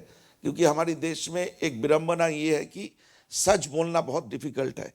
आप सच बोलेंगे तो आपको रोकने के लिए, आपको डिस्क्रेडिट करने के लिए, आपको धमकाने के लिए हजारों के तादाद पे लोग खड़े हो जाएंगे। बोलने गए थे 3 लड़की की कहानी, केरल स्टोरी में 3 लड़की की कहानी बोलने गए तो 2 स्टेट में फिल्म बैन ही कर दिया। बोलने लगे कि हम प्रोपागेंडा करते हैं। अरे 3 लड़की, एक लड़की अभी भी अफगानिस्तान की जेल में बंद पड़ा है। वो माँ आज भी अपने अपने अपने जस्टिस के लिए वेट कर रहा है जिनकी बेटी सुसाइड की है। तो ये सारे बोलना हमारे देश में एक विडंबना है। बड़ी हैप्पी सा, अगर मैं किसी को डिस्क्रेडिट करना, किसी को गलत बोलना नहीं चाहता, लेकिन पंजाबी शादी, गुजराती शादी और हीरो हीरोइन की पैर के नीचे दौड़ना अगर सिनेमा और एंटरटेनमेंट है तो मुझे लगता है केरल स्टोरी एंटरटेनमेंट की डेफिनेशन चेंज किया है। इस देश में एंटरटेनमेंट की डेफिनेशन चेंज किया है और देश को बोला है कि हम दर्शकों को आप पागल मत बनाना। ये सारे नाचा गाना ओनली एंटरटेनमेंट नहीं है, ये भी स्टॉक ट्रूथ को सामने लाना भी एंटरटेनमेंट है। तो हमारी ये प्रयोग में नेक्स्ट है Bastar. And again I say that विपुल जी जैसे प्रोड्यूसर अगर और आएंगे, मुझे बहुत डाउट है कि इस देश में कितने प्रोड्यूसर की इतने ताकत है ये फिल्म बनाने के लिए। अपने मुझे मालूम है विपुल जी केरल स्टोरी के लिए कैसे कैसे पैसा ऑर्गेनाइज किया था, मुझे मालूम है। तो ऐसे साहस दिखाना, ऐसे करेज में सारे न्यू एक्टर्स को लेके आना, ये बहुत आसान काम नहीं है। और मैं आप लोगों के सामने मेरा डिमांड कर सकता हूँ कि आप लोग सेंसिबल, और आप लोगों के जैसे मैंने बोला केरल स्टोरी में आप लोगों की योगदान इतना था। बस्तर की एम्बेसडर बनना आप लोगों की जिम्मेदारी है। ये कहानी आपको ले जाना पड़ेगा। हम 20 करोड़, 10 करोड़, 15 करोड़ पब्लिसिटी में खर्चा नहीं कर पाएंगे। हमारे पास इतने पैसे नहीं है। जितने पैसा था फिल्म बनाए, बहुत जान से फिल्म बनाए। मतलब इसमें देखने पता चल गया हो एक्शन बहुत है। इस एक्शन डायरेक्शन करने के लिए हमने बेंगलोर से एक चेन्नई फिल्म इंडस्ट्री से one of the best action director को लेके आए थे जिन्होंने कांतारा और केजीएफ जैसे सक्सेसफुल फिल्म की एक्शन डायरेक्शन की है। तो हमने टेक्निकली इस फिल्म को सबसे बेहतरीन बनाने की कोशिश की है और मेरी दावा है कि हमने बनाया। और भाई साहब प्लीज जो गैलरी में बैठे हैं, मेरी रिक्वेस्ट है, ये जिम्मेदारी आपको भी बनता है क्योंकि आप और हमारी रिलेशनशिप ही इस एंटरटेनमेंट इंडस्ट्री को जिंदा रखते हैं। क्या बात है। तो ये फिल्म की एम्बेसडर हमने बना दिया। इसको सबको दिखाना है, ये आप लोगों की जिम्मेदारी है। मुझे और कुछ नहीं बोलना है। Thank you, sir. Such a passionate reply that was. My next question is for Adaji. What you have done is, on the face of it, looks absolutely fantastic and phenomenal. Thank you, sir. And I've just seen you in Sunflower season, and this is a 180-degree change, and of course Kerala story was a different Thank you, sir. thing. So how did you internalize this character, and how much is this character connected with reality? Does it mirror somebody who was in real life, or does it just become a fanciful kind of solution for this? Firstly, thank you for publicly acknowledging my work. Thank you for appreciating it. And yes, it is a 180-degree shift. Neither am I the bar dancer I was in Sunflower. Neither am I Neeja Madhavan. Neeja Madhavan, though, is someone who is so aspirational, is someone who I think every girl who will watch this movie will feel that she would want to be her. the strength that she shows in situations, I wouldn't mind even being 1/4 of her, because the strength that she shows in situations that are so emotional, like you saw the 76 Jawans, unko jab mara tha, and I mean she saw it, but she held her emotional strength and she didn't break down in front of everyone. So that's very different from what I am in real life. Also in real life, I think I'm quite emotional, though I try to hold in my emotions and not show them, but nothing close to her strength. This heroic character, मैं actually मिली थी CRPF लड़कियों से, and वो लड़कियां अगर आप मिलोगे उनसे इतनी स्ट्रॉन्ग है, उनके आईज़ में ना एक फियरलेसनेस है, डर बिल्कुल नहीं है. You can just see it when you look into their eyes. एक लड़की थी जो 7 months प्रेग्नेंट थी, एंड उन्होंने बताया नहीं था बिकॉज वो अपनी ड्यूटी से इतनी कनेक्टेड थी कि she wanted to do it till the day that she could possibly be there. फिर एक बार नदी पार करना था, उसको शूलेसेस बांधने थे, तो that's when people found out that she is pregnant.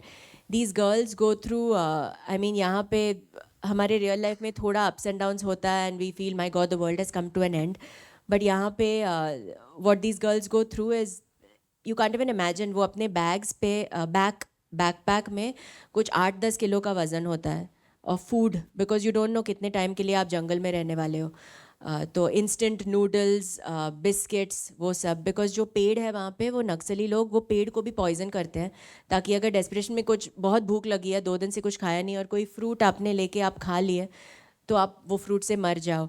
Leaves के नीचे बॉम्ब्स लगे हैं कि वो एक्सप्लोड हो, ताकि आपके पैर वो उजड़ जाए.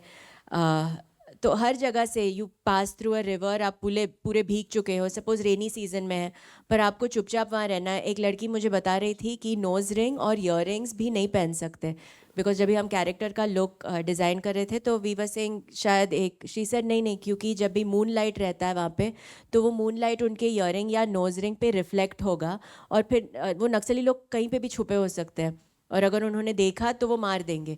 तो शी सेड कोई भी ऐसे रिफ्लेक्टिव चीज़ मत रखो. तो even the watch, Sudipto sir and Vipul sir said इतने डिटेल में जाएंगे, तो even my watch doesn't have any reflective surface if you see. So we worked a lot on the character, but again I can't, I mean nothing to what these girls do in real life. I've tried as an actor. मुझे अपने देश से बहुत प्रेम है, तो जितना मैं as an actor contribute कर सकती हूँ, and ऐसी फिल्म में thank you Vipul sir, Sudipto sir for taking me in this, making me part of this, making me part of all their stories. And for me a film, जैसे मैंने Kerala story में भी कहा था, the film is a success when the people, first is a success when the people who are you know जो जुड़े हुए हैं, जैसे I would wait for their reviews and I would really want to know आप लोगों को क्या लगा फिल्म देख के, have we done justice to it, and अगर वो हुआ है then I think हम लोग सफल है. But as an actor, that little contribution that I can do for my country, I feel in films like this. Thank you, sir. Very, very nicely said, Ada. Moving ahead, next question. मेरा नाम पंकज शुक्ल है. 3 सवाल हैं मेरे, एक अदा से, एक इंदिरा से, एक अमरनाथ झा से. अदा के पास माइक है, अदा से ही शुरू करते हैं. अदा, आप मार्शल आर्ट्स में ट्रेंड एक्टर हैं और आपने एक्शन फिल्म ये की है और काफ़ी सारा एक्शन इसमें शायद देखने को मिलेगा. तो आपका जो पर्सनल ट्रेनिंग है एक्शन की, वो कितनी इसमें काम आई है? और जो करेक्टर आप कर रही हैं, वो शायद जहाँ तक मुझे याद है वो PS कल्लूरी थे वहाँ पे जिन्होंने ऐसा काम किया था बस्तर में. चूँकि मैं बस्तर, दंतेवाड़ा ये सब घूमा हुआ है मेरा, मैं खुद जा चुका हूँ वहाँ पर. तो उस क्षेत्र की जो आपने कहानी कहने की कोशिश की है, उसमें बताइए एक्शन कितना काम आया, एक्शन की ट्रेनिंग, और एक रियल लाइफ करेक्टर से क्या कोई रेफरेंस लिया आपने?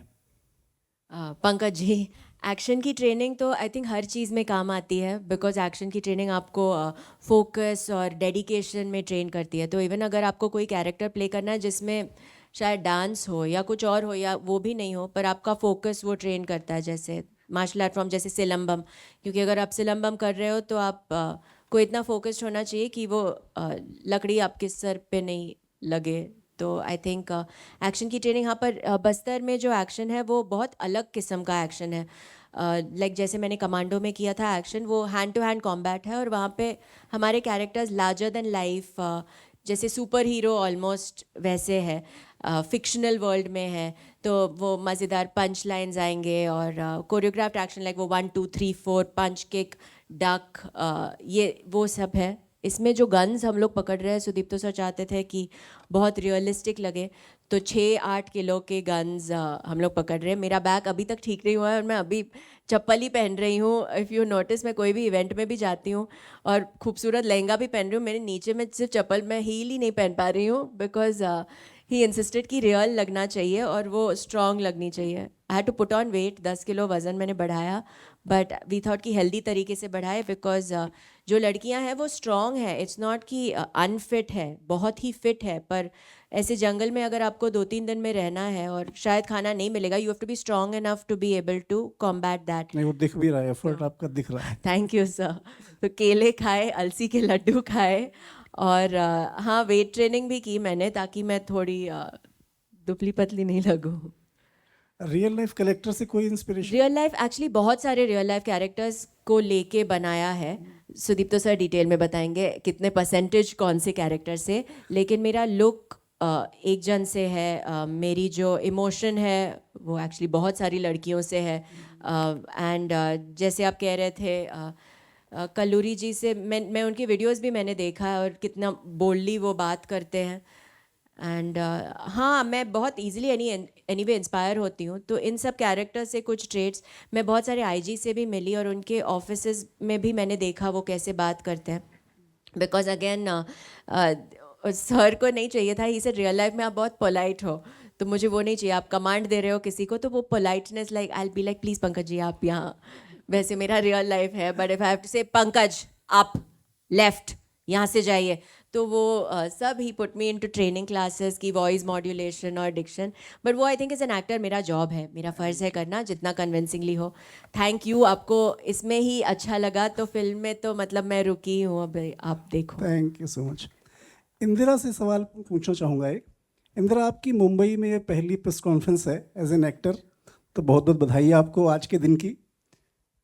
और आप एनएसडी ट्रेंड एक्टर हैं जहाँ तक मुझे पता है, और इस तरह के किरदार जब आपको मिलते हैं, जो रत्ना कश्यप का किरदार आप कर रही हैं इस फिल्म में, उसमें कितना प्रोसेस काम आता है? ट्रेनिंग जो आपको मिलती है 3 साल 4 साल जो आप लोग वहाँ ट्रेन होके आते हैं, किसी दूसरे कैरेक्टर में जाना, एक तो सवाल ये है। दूसरा सवाल ये है कि यहाँ पे इतने सारे लोग बैठे हुए हैं जो बस्तर से आए हुए हैं, जिनके घर से कोई ना कोई शहीद हुआ है, आप भी सिंगल मदर चाइल्ड हैं, तो किसी माँ का बच्चा जब आता है कहीं एक निर्जन स्थान पे काम करने के लिए, जैसे आप शहर में यहाँ बम्बई आई हैं भोपाल से अकेले काम करने, तो माँ का जो दर्द होता है, तो उसको आपने पर्दे पर निभाने के लिए कितनी आपको मदद मिली होगी अपनी माँ के दर्द से?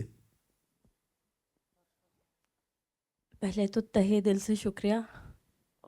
दूसरी बात, जो प्रश्न आपने मुझसे किया पहले प्रश्न पे, तो कि एनएसडी के 3 साल से पहले मैं 2001 से भोपाल में थिएटर ही करती आई हूँ। मैं बचपन से थिएटर किया है, तो आप हर चीज़ सीखते हैं, कुछ चीज़ें उसमें से लेते हैं, कुछ चीज़ें छूट जाती हैं। मैं जब से फिल्मों में काम कर रही हूँ, जब से मैंने शुरुआत किया, मैंने किरदारों को जाना। थिएटर में जितनी एक्सरसाइजेज होती थी, जितनी चीज़ें होती थी, वो एक एक्सपेरिमेंटल स्पेस होता है 24/7। आप कोशिश करते हैं क्या वर्क करेगा क्या नहीं करेगा। जब फिल्म की स्क्रिप्ट आपके हाथ में आती है, तो जैसे मैं पढ़ती हूँ, मैं पढ़ते समय कोई चीज़ तय नहीं करती, मैं हमेशा उसका जो मेन इमोशन है उससे जाने की कोशिश करती हूँ। हर फिल्म एक दूसरे से अलग होती है। बस्तर मेरे लिए बहुत ही अलग थी, क्योंकि जब मैंने पढ़ा, मैं सबसे पहले तो हाँ बहुत ज़्यादा इमोशनल थी, क्योंकि मुझे अंदर से ऐसा लग रहा था कि मैं इतने सारे लोगों को रिप्रेजेंट करने वाली हूँ। सबसे पहली बात, बस्तर वनवासी जंगल एक ऐसी जगह जो सभी के लिए है। दुनिया में नेचर ऐसी चीज़ है जो भगवान ने सबके लिए बनाई है। जो सब लोग जहाँ पैदा हो रहे हैं, सबके अपने राइट्स हैं, सबकी अपनी चीज़ें हैं, और उनको वो सारी चीज़ें मिलनी चाहिए। हर आदमी हर एक दिन ग्रो करता है, तो वो ग्रोथ कोई किसी से कैसे छीन सकता है? चीज़ें कैसे हो सकती हैं? फिर जब रत्ना पे आई कि रत्ना, वहाँ की माएँ, वहाँ के लोग, किस तरीके से क्या हो रहा है ज़िंदगी में, तो मुझे एक पॉइंट पे ऐसा लगा कि कुछ चीज़ों की तैयारी करनी पड़ती है और कुछ चीज़ों को आपको ऐसे ही छोड़ना पड़ता है। मैंने जब तय किया कि मैं, जो टेक्निकल चीज़ें वो तो आएंगी, उसको तो करना ही है, पर कुछ चीज़ों को छोड़ के रत्ना की तरह सोचना पड़ेगा। अगर मकसद क्लियर रहे कि क्या करना है, मेरा मकसद था, मुझे कुछ चीज़ ढूंढनी थी, मुझे मेरा परिवार जो खोया उसके लिए अपनी बात करनी थी और आगे बढ़ना था। मैंने वो एक सिंपल मकसद लेकर चली हूँ और उसके इर्द गिर्द मुझे अगर सर ने बोला कूद जाओ, आ गए कूद जाओ, तो मैं कूद गई। मुझे बोला रस्सी पे चलना है चल जाओ, मैं चल गई। मैं कैसे कर पाई मुझे नहीं पता। मैं खुद हर दिन शूट पर इतना सरप्राइज होती थी कि सच में इंदिरा, शायद इंदिरा को बोलोगे नहीं कर पाएगी, पर जैसे ही मैं कपड़े पहन के तैयार होकर अपनी चीज़ों में जैसे ही जा रही हूँ, वो कुछ एक अलग शक्ति आ गई। जैसे वो बोलते हैं ना, कुछ अलग ही हो रहा था। और अपने आप को पूरे तरीके से सौंप देना जो होता है ना, कि फिर आप सोचते नहीं हो, आप किसी पे ट्रस्ट करते हो और आप अपने आप को पूरे तरीके से झोंक देते हो। जैसे कि मैं इन लोगों को देख रही हूँ, मैंने जब जो मेरी मदद के लिए 24/7 अवेलेबल थी, जिन मैम से मैंने बातचीत करी, जो मुझे हर प्रश्न का जवाब देती थी, उन्होंने मुझे एक ही चीज़ बोला था। उन्होंने कहा था कि ये सब लोग इतना एक्सेप्टेंस का लेवल पार हो चुका है, इतना पेन पार हो चुका है कि वो जब अपनी बात कह रहे हैं ना, तो ऐसे कह रहे हैं जैसे खाना खा रहे हैं। अपने जीवन में चीज़ों को एक्सेप्ट कर लेना कि यही हुआ है और आने वाले दिनों में यही होने वाला है। मैं ऐसे हो गई ना कि मुझे एक चीज़ समझ नहीं आई, जब हम इसे रिक्रिएट करेंगे, जब हम इसे पोर्ट्रे करेंगे, और अगर मैं इमोशनल हो रही हूँ पर मैंने उनको देखा है वो लोग कैसे बात कर रहे हैं, तो मैं अपने परफॉर्मेंस में, अपने काम में इतनी सच्चाई रखनी पड़ेगी कि जैसे वो मुझसे बात कर रहे हैं और अपनी कहानी बता रहे हैं, वैसे ही मैं भी रत्ना की कहानी उतनी ही शिद्दत से, उतनी ईमानदारी से बता पाऊँ कि मैं कहूँ ना और आपको फील हो जाना चाहिए। माँ का किरदार निभाना कितना मुश्किल था? माँ तो मेरी माँ सिंगल पेरेंट है। मेरे फादर को मैंने कभी देखा नहीं, तो एक तरीके से जिस तकलीफ़ से, जैसे इनको तो ये लोग अपनी बता रहे हैं, कहानी बता रहे हैं, मैं सुना उनको कि किसी के साथ ऐसा हुआ, किसी के परिवार में हुआ, किसी के फादर को ख़त्म कर दिया, किसी को कुछ। मैं एक तरीके से अपने आप को उनका हिस्सा ही समझ के चल रही थी, क्योंकि मैंने अपने फादर को कभी देखा नहीं, मुझे पता नहीं, और मैंने अपनी माँ को हमेशा देखा है। और मैंने देखा है कि जिस तरीके से, जिन चीज़ों से होते हुए सोसाइटी में वो इतना अपना सर ऊंचा रख के खड़ा रखी है हमेशा, उन्होंने हर सोसाइटी से ऑपोजिट जाके, जैसे माँ क्या बोलती है, काम करो, चीज़ें करो, शादी करो, घर चले जाओ, फैमिली तो यही होती है ना। परिवार बनाना तो हर एक औरत का सपना होता है। जब आप कंसीव करते हैं ना, जब आप बच्चा पैदा करने वाले होते हैं, आपके मन में सबसे पहला ख्याल आता है, मेरा बच्चा या बच्ची बड़े होके क्या करेगी, देश के लिए क्या करेगी, है ना। हम तो यही सोचते, जो हम नहीं कर पाए वो हम हमारे बच्चों से चाहते हैं। जो चीज़ें मेरी माँ नहीं कर पाई, वो हमेशा बोलती थी, मैं चाहती हूँ इंदिरा तू कर। तो मैं देख रही हूँ कि यहाँ पर उल्टा ही हो रहा था। यहाँ पर ऐसा हो रहा है कि किसी के माँ से उसका बच्चा छीन ले रहे हैं, और वो देश के लिए नहीं काम करने वाला है, शायद वो कुछ और ही करने वाला है जो माँ चाहती भी नहीं है। तो मैं इतना रिलेट कर पा रही थी, और मुझे लगता है मैं मेरी माँ को देखा है हर चीज़ से लड़ते हुए, आगे बढ़ते हुए, और कभी वो पीछे हटी नहीं, वो कभी डरी नहीं। तो मुझे लगता है कि माँ का बहुत हाथ है, जिस वजह से मैंने उनको इतने करीबी से इतना जाना है कि मैं एक माँ को पोर्ट्रे कर पाई, और मैं हज़ारों माँओं को पोर्ट्रे कर पाई हूँ। तो मेरी स्ट्रेंथ इतनी डबल ट्रिपल हुई है ना कि आने वाली ज़िंदगी में, भविष्य में मेरे आसपास कभी किसी को किसी भी तरह की ज़रूरत पड़ेगी, तो मैं वो पहली शख्स रहूँगी जो हर तरह से उनके लिए खड़ी रहूँगी और उनके लिए बोलूँगी, और अपने लिए भी बोलूँगी। Thank you so much and all the best. Thank you. Hello. एक थैंक यू विपुल जी के लिए भी है कि बहुत दिन बाद कोई प्रेस कॉन्फ्रेंस हो रही है जिसमें पत्रकारों को सवाल पूछने का मौका दिया जा रहा है मुंबई में, नहीं तो लोग आपस में ही बात कर लेते हैं। हेलो। मेरा आखिरी सवाल अमरनाथ से था। अमरनाथ ने बताया कि वो शुरुआती दिन उन्होंने नक्सली मूवमेंट के साथ गुजारे हैं, और अमरनाथ को मैं पिछले 25 साल से जानता हूँ। और सबसे अच्छी बात है कि इस फिल्म के जो डायरेक्टर और प्रोड्यूसर हैं वो राइटर्स को इतना क्रेडिट दे रहे हैं, मंच पर बिठा रहे हैं, म्यूज़िक डायरेक्टर, ये काफ़ी काबिल तारीफ़ बात है। विपुल जी के लिए भी काफ़ी बड़ी बात है कि आप राइटर्स को इतना महत्व दे रहे हैं। अमरनाथ, आपकी भी ये पहली प्रेस कॉन्फ्रेंस है मुंबई में as a writer, film writer के तौर पर। जी। और जब एज ए राइटर आप उस ज़िंदगी को फिर से जीते हैं पन्नों पर, जो आपने जी होगी या करीब से देखी होगी, और एक दर्द जो देखते हैं कि एक विचारधारा का जो दर्द है कि एक सामान्य जनता जो है वो जी नहीं पा रही है आज की तारीख में। बस्तर या दंतेवाड़ा या जगदलपुर या कांकेर या जहाँ भी आप जहांगीर चांपा जाना चाहें, आसान नहीं है एक सामान्य मनुष्य का वहाँ यहाँ से भारत के किसी दूसरे कोने से जा पाना। मैं तो चित्रकूट फॉल देखने गया था, मेरा मन था देखने के लिए, इसलिए मैं सारे एरिया से होके निकला और वहाँ तक गया। ये जो आपने पूरे घूम के 2 घंटे में कहानी कहना, जो पिछले 56-57 साल से ये देश भुगत रहा है, वो कितना कठिन था? बहुत ही कठिन था, और मैं शायद कर भी ना पाता। मतलब अगर दादा और सर क्योंकि मुझे ना इस सब्जेक्ट पे कहने के लिए 100 एपिसोड चाहिए कम से कम, उससे कम में मैं इसको मैंने इसीलिए मैं किताब लिखी है क्योंकि मुझे इतनी लंबी चाहिए 100 एपिसोड चाहिए। और जब ये हुआ कि इस पे सिनेमा बनाना है, चूँकि दादा का ओवरऑल रिसर्च है, इन दोनों की एक ऑलरेडी एक बनी हुई एक व्यवस्था सेटअप है, और था कि फिल्म बनाना है, तो इन लोगों को लगा कि मैं one of the finest contender हूँ इसकी चीज़ को लिखने के लिए। और मैं होपलेस था बिकॉज मैं कहानी क्रैक नहीं कर पा रहा था, क्योंकि मुझे इतनी चीज़ें कहनी थी, इतने सारे कैरेक्टर्स को भी जानता था, इतने दर्द के एक से एक इंतहा वाली दर्द थी। अभी आप सुने हो ना किसी ने बोला कि बच्चे स्कूल बॉयज़ बन के माओइस्ट आ गए थे, ऐसी हज़ारों कहानियाँ हैं, हज़ारों घटनाएं, हज़ारों। तो फिर दादा बोले चलो चलते हैं बस्तर। फिर हम लोग बस्तर गए, बस्तर में घूमे, मिले लोगों से, जितना हम ऐसे ही घूमते रहे, ढाबे में खाए, तरह तरह के लोगों से मिले।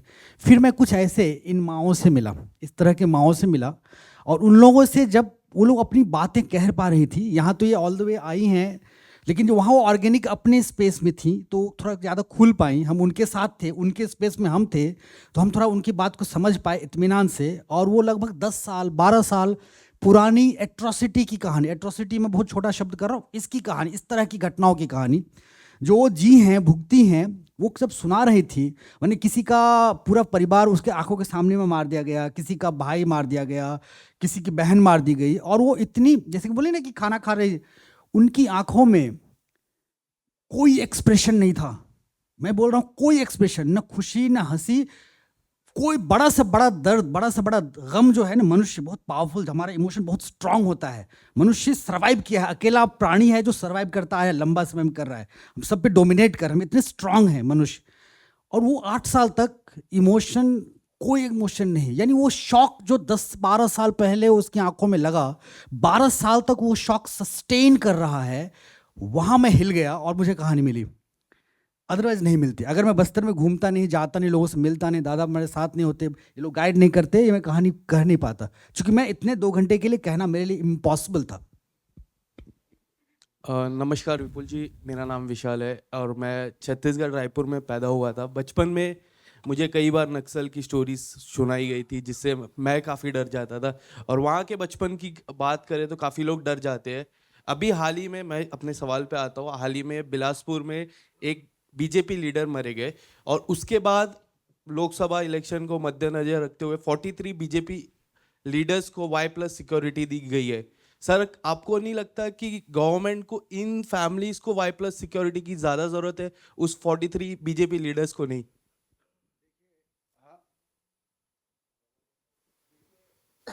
हेलो, हाँ, देखिए हर जान ज़रूरी है, और अगर आज उन लीडर्स पे खतरा है तो उन्हें भी सिक्योरिटी मिलनी चाहिए। लेकिन अगर आप एक ऐसे देश में, एक ऐसे माहौल में रहना चाहते हैं जहाँ के नक्सलवाद रहे ही ना, तो सिक्योरिटी देने का मसला ख़त्म हो जाएगा। हम हमारे देश में अगर विदाउट सिक्योरिटी नहीं जी सकते तो ये बहुत बड़ा प्रॉब्लम है। हमारे को सिक्योरिटी की क्यों ज़रूरत होनी चाहिए अपने देश के अंदर? हम जब केरला स्टोरी बना रहे थे तो केरला स्टोरी के बाद हमको मुंबई पुलिस ने बहुत समझाया था कि आप सिक्योरिटी लीजिए, और हमने ज़िद की थी कि हम नहीं लेंगे। ये हमारा देश है, हमारे देश के एक प्रॉब्लम के ऊपर अगर हमने एक फिल्म बनाई है तो हम सिक्योरिटी लेके नहीं जिएंगे। लेकिन ये हम बम्बई में कर सकते हैं, ये बस्तर में करना नामुमकिन है। आज इतने लोग यहाँ आए हैं, इनकी हिम्मत को सलाम है कि वो पूरे सदमे को जीने के बाद भी वो अपनी ज़िंदगी में आगे बढ़ रहे हैं। हमें सबको मिलके ये नक्सलवाद का जो प्रॉब्लम है उसे ख़त्म करना है, और नक्सलवाद का जो प्रॉब्लम है उसका जो शहरों में बैठे हुए लेफ्ट लिबरल जो उनको एक नैरेटिव बना के सपोर्ट कर रहे हैं, उनको भी उखाड़ के फेंकना है, और नक्सलवाद को भी उखाड़ के फेंकना है।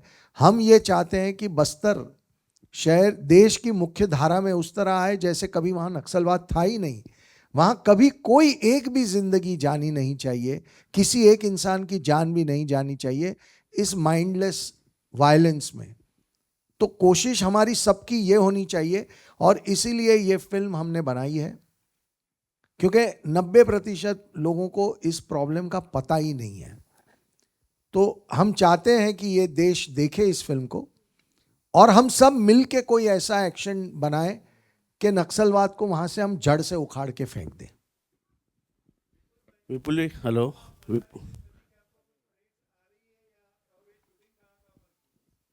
नहीं, इस वक्त तो अभी तक कोई थ्रेट नहीं आई है। हम अक्सर कहते हैं कि जैसे सुदीप तो दादा ने भी कहा कि हमको केरला स्टोरी के वक्त झूठा ये वो कहने की बहुत कोशिशें की गई, सब कुछ हुआ। देखिए, मैं आपको बताता हूँ एक छोटा किस्सा कि एक सबसे बड़ा जो लोगों का पॉइंट था हमारे अगेंस्ट, वो था 32,000 का नंबर, कि 32,000 तो लड़कियां हैं ही नहीं, ये तो सब बकवास है। 6 जून पिछले साल मैंने और दादा ने एक 17 मिनट का वीडियो बना के यूट्यूब पे डाला है, वो आज भी अवेलेबल है।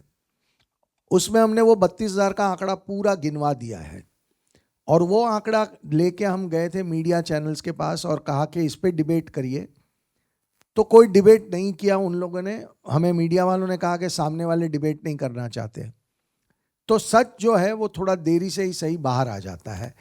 अब आते हैं बस्तर पे। तो मुझे लगता है कि ये जो लोग हमारा विरोध करने के लिए प्रोपोगेंडा, एजेंडा, ये सब वर्ड्स यूज़ करते हैं, उनको अब शायद लग रहा है कि इनके सामने बोलने का कोई फ़ायदा नहीं, ये लड़ेंगे और सच के साथ लड़ेंगे और हमको बिल्कुल भी जगह नहीं देंगे और खुल के लड़ेंगे। तो इस बार ना कोई विरोध है, ना कोई धमकियां हैं, ना कोई प्रोपोगेंडा वाली बात है, ना कोई एजेंडा वाली बात है। तो मुझे लगता है कि जो हमारी शुरुआत केरल स्टोरी से हुई थी वो अब यहाँ पहुँची है कि अब लोग हमें उस तरीके से धमकाते भी नहीं हैं और ना हमें झूठा साबित करने के लिए एक नाकाम कोशिश करते हैं। हेलो विपुल जी, मेरा सवाल आपसे है। यहाँ पर सामने आपके सर जस्ट 1 सेक, लेफ्ट हैंड साइड में सर। ये हमने महाराष्ट्र की सर माइक, हमने महाराष्ट्र की पालघर एरिया में हाँ, ये महाराष्ट्र और गुजरात की बॉर्डर में बहुत घना जंगल है, जो जंगल छत्तीसगढ़ की जंगलों से मिलता जुलता है। तो हमने ज़्यादातर शूट वहाँ पे किया और महाराष्ट्र की एक्सट्रीम ईस्ट में गढ़चिरौली करके एक डिस्ट्रिक्ट है, उस गढ़चिरौली डिस्ट्रिक्ट में हमने शूट की। तो दुख रह गया कि हम बस्तर में जाके शूट नहीं कर पाए, कभी कर लेंगे। फिलहाल तो यही था। सर जी हेलो। विपुल जी सर एक छोटा सर 1 सेकंड, या प्लीज। हाँ सर, काफ़ी अच्छा ये जो बस्तर आपने सब्जेक्ट उठाया, इससे पहले भी आपने सब्जेक्ट उठाया था और मैं आपको सैल्यूट करता हूँ कि ऐसी फिल्में बननी चाहिए। मगर इस देश में कुछ फंडिंगें हैं, फंडिंग आती है आतंकवादियों के, नक्सलवादियों को कहाँ से फंडिंग होता है सर? ये ऐसा कुछ आपने सब देखिए, एक बहुत बड़ा नेक्सस है जो अभी सुदीप तो दादा ने बिगिनिंग में पहले जवाब में कहा था कि वहाँ पे एक बहुत बड़ी पैरेलल इकोनॉमी क्रिएट हुई है। वो जो तेंदुपत्ता होता है जिससे बीड़ी बनती है, वो बीड़ी का जो तेंदुपत्ते की इकोनॉमी है वो बहुत बड़ी है। वहाँ आयरन ओर, जो जिससे आयरन और स्टील बनता है, वो बहुत बड़ी इंडस्ट्री है। मतलब बहुत निकलता है वहाँ आयरन और प्रेशियस स्टोन्स वहाँ बहुत निकलते हैं। उसमें से करीब करीब साल में 2200 करोड़ रुपए का एक पैरेलल इकोनॉमी क्रिएट की हुई है। वही इकोनॉमी को बचाने के लिए, क्योंकि वो इतना पैसा आता है जो इनके पूरा जो शहरों में बैठे हुए लोग हैं, जो वहाँ नक्सली हैं, सबके एजेंडा को फंड करता है, इसलिए उस बस्तर को बहुत शिद्दत से प्रोटेक्ट किया जा रहा है। ये पैसा विदेश तक भी जाता है। एक लाइन इसमें होता है कि जो भी डेवलपमेंट फंड भारत सरकार देती है हर जिले में, उनका एक सर्टेन % उनको सीधे जाता है। अब समझिए, जो भी जितना भी डेवलप होता है, हर डिस्ट्रिक्ट का एक डेवलपमेंट फंड आता है स्टेट और सेंटर से। उसमें जो बजट बनता है उसमें लेवी नाम से ऑलरेडी बजट में प्रोविजन होता है, जो लोकल अधिकारियों को भी पता होता है कि माओवादी को जाएगा, चूंकि उनको वहीं रह के काम करना है। सो उनको वहाँ से भी पैसा मिलता है। ये एडिशनल सोर्स है जो लगातार मिलता है। और क्या है कि आप देखेंगे, मैं आपको एक बड़ी इंटरेस्टिंग बात सुनाऊं। दिल्ली यूनिवर्सिटी में एक प्रोफेसर है जिनको एक बार अरेस्ट, छत्तीसगढ़ पुलिस आए थे, दिल्ली पुलिस और छत्तीसगढ़ पुलिस मिलके उनको अरेस्ट किया था। उनकी अरेस्ट होने की 1 घंटे में, जब तक वो थाने में 1 घंटा बैठी थी, 1 घंटे में 21 कंट्री की हेड ऑफ द स्टेट्स हमारी राष्ट्रपति को लेटर लिखते हैं कि भारतवर्ष की ह्यूमन राइट्स की हालत बहुत खराब है. India is the darkest spot of human right in the world. 21 country से लेटर पहुंचता है. जब तक उस प्रोफेसर को अदालत में ले जाके पेशी किया जाने से पहले उनको छोड़ देना पड़ता है, क्योंकि एक इंटरनेशनल डिप्लोमेटिक प्रेशर आता है. तो आप ये जो नेक्सस है ना, ये नेक्सस सिर्फ बॉम्बे, दिल्ली, बैंगलोर, हैदराबाद में नहीं है. इसकी तार जुड़े हुए हैं बड़े बड़े शहर, न्यूयॉर्क, पेरिस, शिकागो में, सब यूनिवर्सिटीज में और ह्यूमन राइट ऑर्गेनाइजेशंस में इनकी तार जुड़ा हुआ है. हमने हमारी फिल्म में उसको कुछ ये इतने बड़े एक विषय है, इतना डिटेल में नहीं जा पाए, बट लॉजिकली हमने इनकी एक इंफॉर्मेशन हमारी फिल्म में हमने डील किया है. Hello. Sir, I am Ramesh Rao from the Daily Truth newspaper. Congratulations आप अमृत सर जी, आपको भी, कि आप ऐसे ढूंढ के लाते हैं सब्जेक्ट जो जिससे हमको जागरण होती है कि देखो देश में क्या क्या हो रहा है. And so many real people you are broad, so really credit goes to you. Now Sudipto, I want to ask one thing. आप ये सब बताएं कि इतना सब हो रहा है, अभी सर ने नेक्सस बोला, तो do you have shown in the film कि what government is doing to protect this poor people? कोई आपने कुछ उसका हल दिखाया सर? सर ऐसा है, this will go on for so many. I think one movie has also come, no, Veerappan, वो भी ऐसा ही था कुछ इसमें ना सर? बीरापन मैंने देखा नहीं है, इसलिए मैं बोल नहीं पाऊंगा. लेकिन मैं आपको बता दूं, हमारी फिल्म एक ह्यूमन डॉक्यूमेंट है. पिछले 50 साल में अगर 50-55 हजार लोगों की मौत होती है और कम से कम $3 ट्रिलियन US इकोनॉमी जैसे इकोनॉमिक लॉस हमारी देश में होता है, तो वो एक बहुत बड़ा समस्या है इस देश की. तो हमने हमारी फिल्म को कंसंट्रेट किया था वहाँ पे लोग जो एवरीडे बेसिस पे जो वायलेंस के सामना कर रहा है, एवरीडे बेसिस पे इस देश की जो इकोनॉमिक लॉसेस किया जा रहा है, उसके ऊपर केंद्रित है. ये कहानी इंसानों की कहानी बोलते गए और उस दौरान जो मुद्दे हमारे सामने आए, हम सबको टच तो किए. हमने ऐसा डेफिनेटली नहीं किए कि कोई चीज़ हमने अधूरा छोड़ दिया एक आम कन्वीनियंट सिनेमा की तरह. हमने गहराई में गए, एकदम बस्तर की मिट्टी की खुशबू लेके आए हमने फिल्म में. लेकिन हमने इस तरह की इशू जो पॉलिटिकल दायरे में आता है उसको ज़्यादा नहीं गए, क्योंकि हमें आज भी लगता है बस्तर की इशू जो है वो पॉलिटिकल इशू ज़्यादा नहीं रह गया. अमरनाथ भी आपने थोड़ी देर पहले बताया, ये पॉलिटिकल इशू ज़्यादा नहीं रह गया. ज़्यादा बंदूक की भाषा में बातें चल रहा है वहाँ पे. हमने उनके उस बंदूक की दिए हुए जो रियलिटी है उसके ऊपर कॉन्सेंट्रेट ज़्यादा किए. अच्छा, एक साल music writer Busuk Majumdar, no, you have, जी सर बोलिए. विशाख ज्योति मौजूद. You have taken Javed Ali as a singer. Yes, There's sir. only one song in the film. नहीं, इस फिल्म में 3 गाने हैं. अच्छा. और वो धीरे धीरे आएंगे. अभी तो हमने आज वंदे विरम लॉन्च की, उसके बाद धीरे धीरे बाकी 2 गाने भी आएंगे. Why you choose Javed Ali only, not any other singer? Any more credits for him? नहीं सर, ऐसा कुछ नहीं. मुझे लगा कि जावेद जी का आवाज़ मुझे लगा कि इस गाने के साथ थोड़ा सूट हो सकता है. बहुत सारे सिंगर्स हैं, तो उनमें से मुझे लगा कि जावेद भाई ज़्यादा अप्रोचेबल था, तो मैंने जावेद भाई को ज़्यादा अप्रोच की. और ये मेरी डिसीजन नहीं थे, हम सबकी डिसीजन थे. मेरा सवाल. जी सर, बिल्कुल बिल्कुल, बहुत खुश हूँ मैं. हेलो. मेरा सवाल. गाना तो आपने देखा ना, आप बताइए गाना कैसा लगा. सही बात है. Hello. Okay, one last question, please. मेरा क्वेश्चन आपसे है. Okay, one last question, please. Yeah. Hello. मैं ये पूछ रहा था कि जैसे कि बहुत ही इंस्पायरिंग स्टोरी थी कि या सुदीप्तो दादा सर से मेरा सवाल रहेगा या विपुल सर जो भी जवाब दे सकें, कि आपने कहा कि एक नैरेटिव सेट किया गया है कि ये भटके हुए नौजवान हैं, उनको मुख्य धारा में लाना चाहिए अपने देश के लोग. लेकिन हमारा सवाल है कि अगर बिना पॉलिटिकल सपोर्ट के नक्सलवाद की समस्या कैसे आई देश में? हालांकि वो भी अपने ही नागरिक हैं और अमरनाथ जी ने बताया कि जो सरकारी फंडिंग आती है तो सरकारी फंडिंग उनको दी ही क्यों जाती है, उस पर क्यों नहीं रोक लगाया जाता? क्यों सरकारी, अब मान लीजिए कि वहाँ के तेंदुपत्ते से इनकम ले रहे हैं, ठीक है, लेकिन सरकारी फंडिंग उन तक क्यों पहुँच रही है? हेलो हेलो हेलो सरकारी फंडिंग उन तक पहुंच रही है, क्योंकि हमारा सिविल गवर्नेंस वहां तक नहीं पहुंच पाता है। सिविल गवर्नेंस को वो लोग रिस्टोर नहीं होने देते। देखिए जहाँ जहाँ सिविल गवर्नेंस रिस्टोर हो गया, झारखंड में वो लोग नहीं टिक पाए, बिहार से चले गए, बंगाल से एक हद तक चले गए, कुछ जगह बचे रह गए, क्योंकि वहाँ हमारा जो सिविल गवर्नेंस है, सिविल एडमिनिस्ट्रेशन स्टोर नहीं हो पा रही है। और जहाँ सिविल एडमिनिस्ट्रेशन स्टोर नहीं होगी तो कौन होते हैं? बीडीओ चलाते हैं ना, ब्लॉक डेवलपमेंट ऑफिसर होते हैं। और तो उनके पास कितनी ताकत होती है। वो लगता है कि एक जो 10 बंदूक वाले आएगा उसको बोलेंगे नहीं हम तुम्हें ये ब्लॉक डेवलपमेंट फंड का ये 5 लाख रुपए उसमें 50,000 तुमको नहीं देंगे, या 20 कितना का है तो नहीं मना कर सकते वो। तो सिविल और माओवादी इसीलिए सड़क नहीं बनने, समझिए ये पूरा इकोसिस्टम है। सड़क बनेगा तो सिविल एडमिनिस्ट्रेशन रिस्टोर हो जाएगा, तो उनकी ताकत चली जाएगी। तो अब मेरे ख्याल से बहुत सिंपल मैं आंसर बता दिया।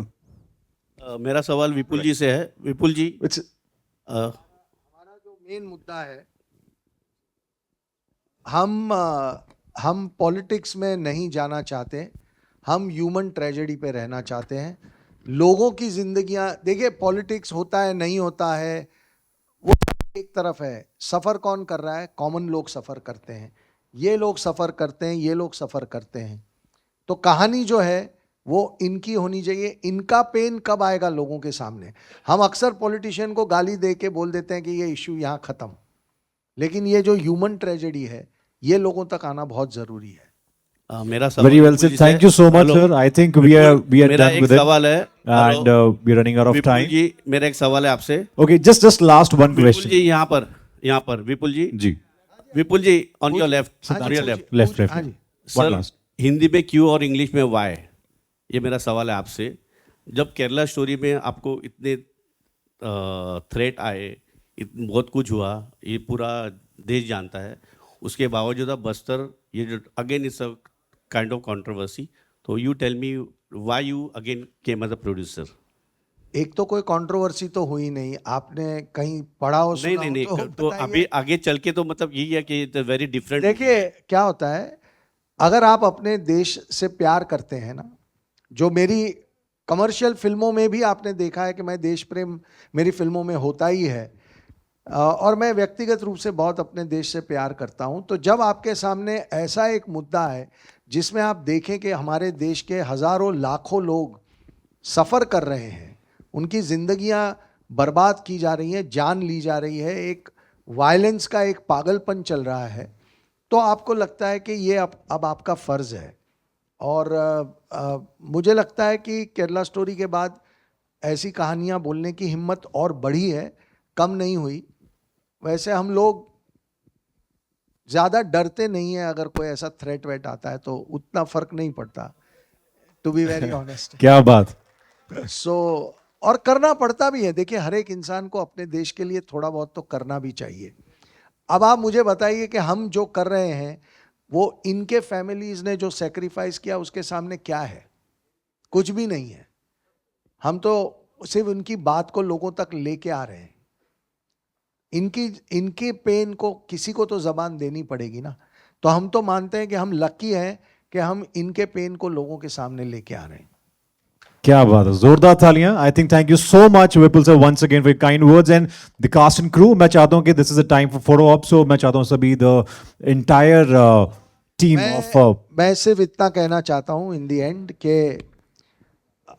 इन लोगों की जो पेन है, इन लोगों का जो दर्द है, उसे आप लोग इतना बड़ा बनाएं कि आगे किसी सिक्योरिटी ऑफिसर या किसी जवान या किसी कॉमन इंसान की जान बस्तर में ना जाए और ये नक्सलवाद हमेशा के लिए ख़त्म हो। इसमें हम सब अपना कंट्रीब्यूशन करें, यही इन लोगों के लिए हमारा सच्चा सपोर्ट होगा। Thank you very much. Very well said, sir. So this is a time for photo op. We'll have firstly with Buster the Naxal Stories entire team, Vipul sir, Sudipto Sen sir, Amarnath Jha, Vishak Jyoti music composer, and of course the very versatile Ada Sharma is right here, Indira Tiwari, Ashin Shah.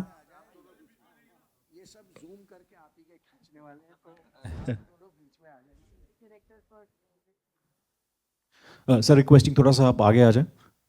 Yes, yes. It'll be easy for the media members to click the pictures. That's about it, sir. That's it. I hope it's enough. थोड़ा बीच में. Sir थोड़ा centre में अगर आ जाएंगे आप, I think for their camera angles it's fine, works cool.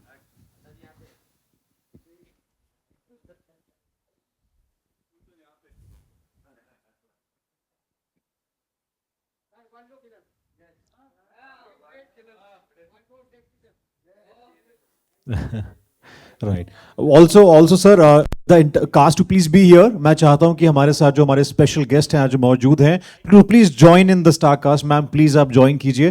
The entire team of Bastar the Naxal story. We have real stars and along with us.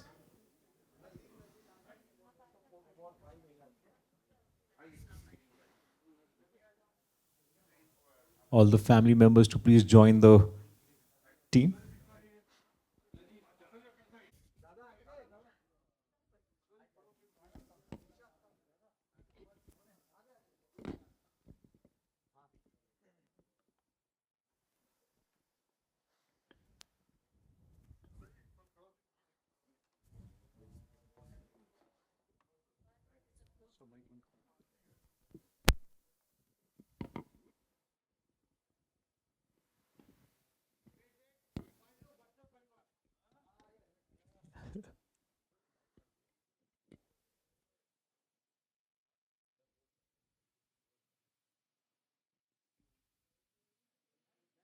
Thank you so much. Thank you so much, everyone. Thank you so much once again, the entire media fraternity, for joining us here today and be part of the song launch event of Bastar the Naxal Story. Let's all together support and raise our voices with Bastar the Naxal Story.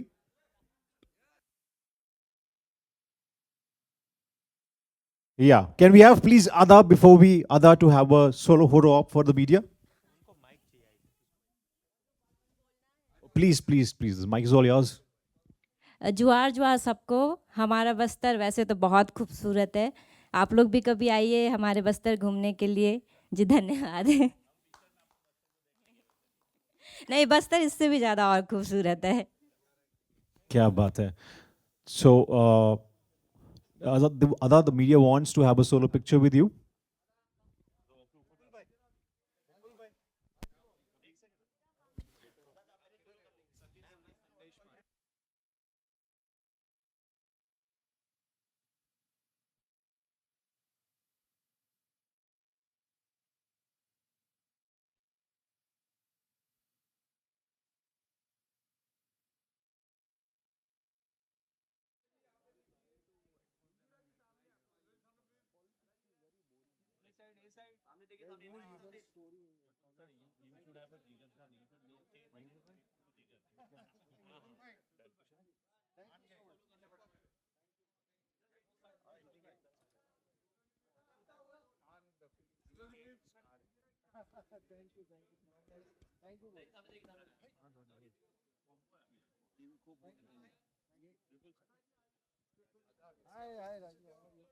Pankaj ji क्या हाल है?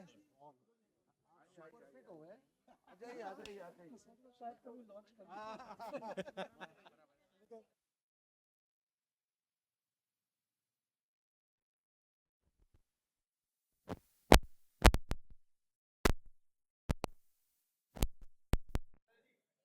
तुम्हारे से मेरे को भी visuals मिल गया भाई. Thank you. हाँ थैंक यू.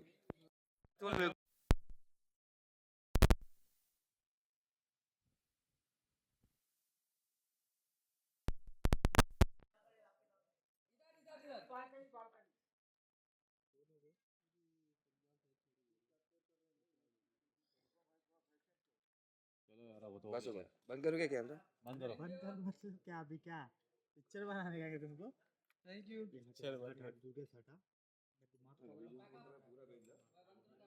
चले बंद करे.